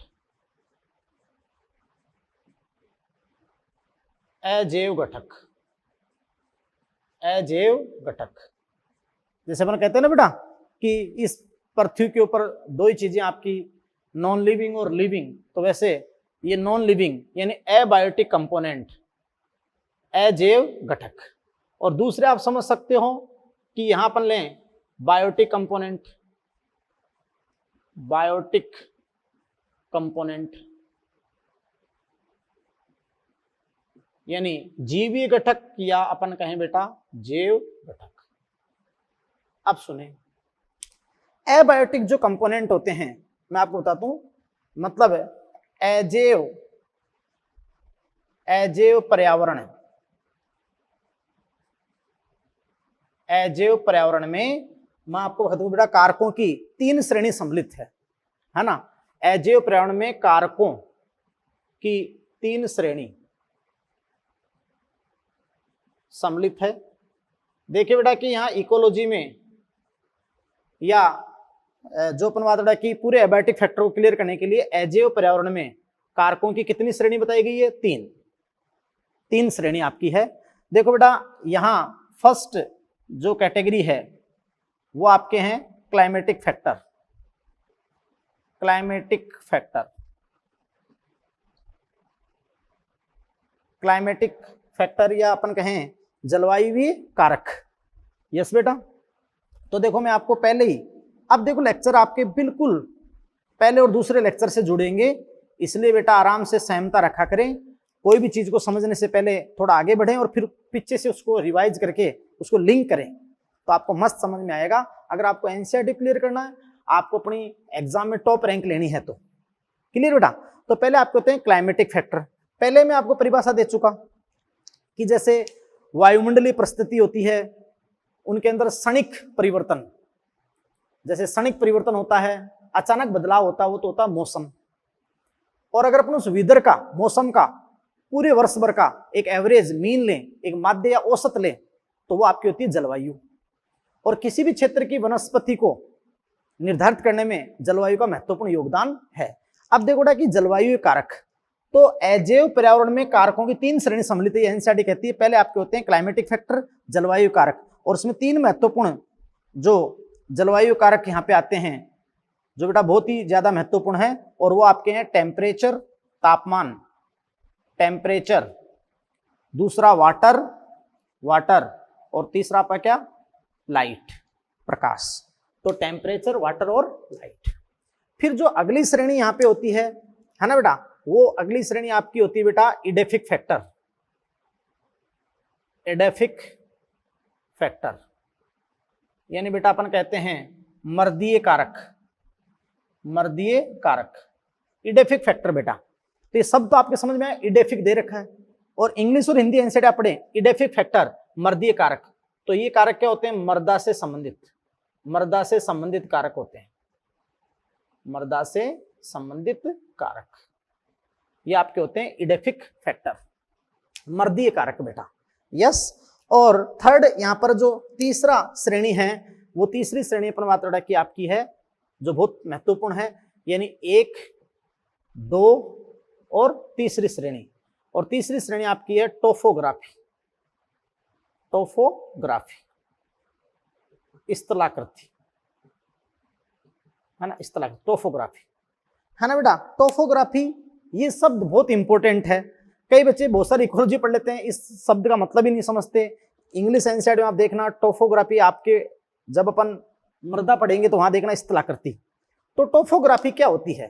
topography होती है बेटा जैसे ढलान, ऊंचाई, है ना, मतलब ये बेटा अपन बात बेटा कि भौतिक कारक हैं, भौतिक कारक हैं जो जैसे पृथ्वी की सतह होती है ना, भौतिक कारक हैं जो जैसे ढलान, स्लोप होते हैं, ऊंचाई, एल्टीट्यूड जानते हो ना, एल्टीट्यूड, ऊंचाई, एल्टीट्यूड बताया था मैंने, उच्चतुंगता, तो ढलान ऊंचाई से संबंधित होते हैं, है ना बेटा। यानी टोपोग्राफिक फैक्टर फिजिकल फैक्टर हैं जो संबंधित होते हैं स्लोप या एल्टीट्यूड से, स्लोप या एल्टीट्यूड से संबंधित होते हैं। जैसे बेटा तुम जानते हो ना कि पृथ्वी की सतह हर जगह एक समान नहीं है, कहीं पर ऊंचाई है, कहीं पर समतल मैदान है, कहीं पहाड़ है ना, पठार है, ऐसे, है ना। या फिर अपन बात बेटा की धरातल की सतह से संबंधित, धरातल की सतह से संबंधित अन्य भौतिक कारक, ये आपके हो गए टोपोग्राफी। तो देखो बेटा कि अजैव पर्यावरण में कारकों की 3 श्रेणी सम्मिलित है, क्लाइमेटिक फैक्टर, एडेफिक फैक्टर और टोपोग्राफी। और आपने ऊपर कहा कि किसी भी सजीव के आवास के 2 घटक होते हैं, तो पहले अजैव, ये एबायोटिक कंपोनेंट सारे हो गए। अब अपन बात करते हैं बेटा बायोटिक कंपोनेंट। तो जो बायोटिक कंपोनेंट होते हैं, बात को समझें, एक लाइन कही जाती है कि भाई जो हैबिटेट होता है, आवास होता है, उसके अंदर आप जानते हो कि मतलब एबायोटिक ही नहीं, साथ साथ में बायोटिक कंपोनेंट भी वो सम्मिलित करता है ना बेटा। यानी आवास अजैव के साथ साथ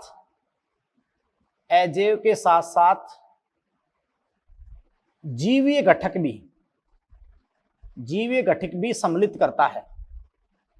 अजैव के साथ साथ जीवीय घटक भी सम्मिलित करता है बेटा, जैव घटक भी सम्मिलित करता है। यस, यानी आप समझ सकते हो कि मतलब अपना बेटा कि किसी सजीव के लिए कोई अन्य सजीव, किसी एक सजीव के लिए दूसरा अन्य सजीव पैथोजन रोगजनक हो सकता है, कोई उसके लिए प्रीडेटर, जैसे किसी आवास में हिरण है और उसी आवास से शेर है, तो उसका प्रीडेटर परभक्षी हो सकता है ना। कंपिटिटर्स मतलब स्पर्धी हो सकता है, यस बेटा। तो पैथोजन हो सकता है, प्रीडेटर हो सकता है, कंपिटिटर स्पर्धी हो सकता है। साथ साथ में अपन बात बेटा कि जैसे सहजीवी सिम्बायोंट सहजीवी हो सकता है, बोलो बेटा। और ये जीवी घटक भी नियत तरीके से, कांस्टेंट, नियत रूप से सजीव के ऊपर प्रभाव डालते हैं, ये भी उसको प्रभावित करते हैं। जैसे तुम नहीं पढ़ते हो क्या, जैविक समुदाय बताया था आपने आवास को, कि जो वहां विभिन्न प्रकार के पादप जंतु जातियां, तो वो आपस में अन्योन्य क्रियाएं करती है ना, आपस में भी वो अंतर्निर्भरता या अन्योन्य क्रियाएं करती है। तो पहले बेटा देखो अपन एक इंडिविजुअल पे, एक सजीव पे, एक इंडिविजुअल पे अपने जो फिजियोलॉजिकल इकोलॉजी कहा था, तो उस पर अजैव कारकों का प्रभाव पड़ेंगे। यानी जो यहाँ पर आप 4 कारक अभी बताएंगे, टेम्परेचर है, वाटर है, लाइट है और जो सोइल है, जो प्रमुख अजैव कारक होते हैं। तो पहले उन अजैव कारकों का उस सजीव के ऊपर प्रभाव क्या होता है, फिर उन अजैव कारकों के प्रति वो सजीव कैसी अन्योन्य क्रियाएं दर्शाता है, रेस्पॉन्स कैसा उनके प्रति वो प्रदर्शित करता है, और उसके बेसिस पे सजीव की श्रेणी कितनी होती है, ये पढ़ेंगे। फिर अपना आप जानते हो कि एक सजीव जनन करके अपना समूह बनाता है, पॉपुलेशन, समष्टि क्या होती है और समष्टि के गुण क्या होते हैं। ये सारा पढ़ने के बाद जब अपन जैविक समुदाय पे आएंगे, तो वहां तरह तरह की पॉपुलेशन, अलग अलग समष्टियां, तरह तरह की पॉपुलेशन होगी। तो वहां पॉपुलेशन इंटरेक्शन, समष्टि पारस्परिक क्रियाएं होगी, पॉपुलेशन इंटरेक्शंस होगी बेटा। अरे बोलो, पॉपुलेशन इंटरेक्शंस, जानते हो ना, जो 2 जातियों के बीच इंटर स्पेसिफिक इंटरेक्शंस होंगी, तो उनका अध्ययन अपन इनके थ्रू अपन करेंगे, बायोटिक कंपोनेंट के थ्रू। लेकिन अपन पहले लेते हैं बेटा एबायोटिक कंपोनेंट, बात को समझ रहे हैं। और एबायोटिक कंपोनेंट में प्रमुख कौन से हैं, सबसे प्रमुख जिनका अपन अध्ययन करेंगे। यस, तो सबसे पहले अपन देखो बेटा लेते हैं यहाँ पर एबायोटिक कंपोनेंट। अब बेटा देखिए कि जो ये आपके अजैव कारक हैं, इन अजैव कारकों में से जो सबसे इंपॉर्टेंट है, यानी अपन कहें एक बात कि तापमान, तापमान, जल, प्रकाश व मृदा कुछ ऐसे महत्वपूर्ण घटक हैं, ऐसे महत्वपूर्ण घटक हैं जो अपन बात करें बेटा कि ऐसे महत्वपूर्ण घटक हैं जो विभिन्न आवासों की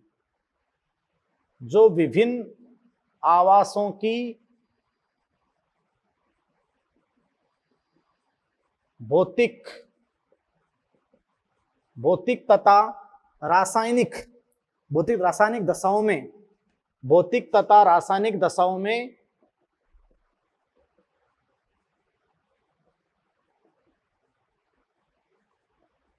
दशाओं में अत्यधिक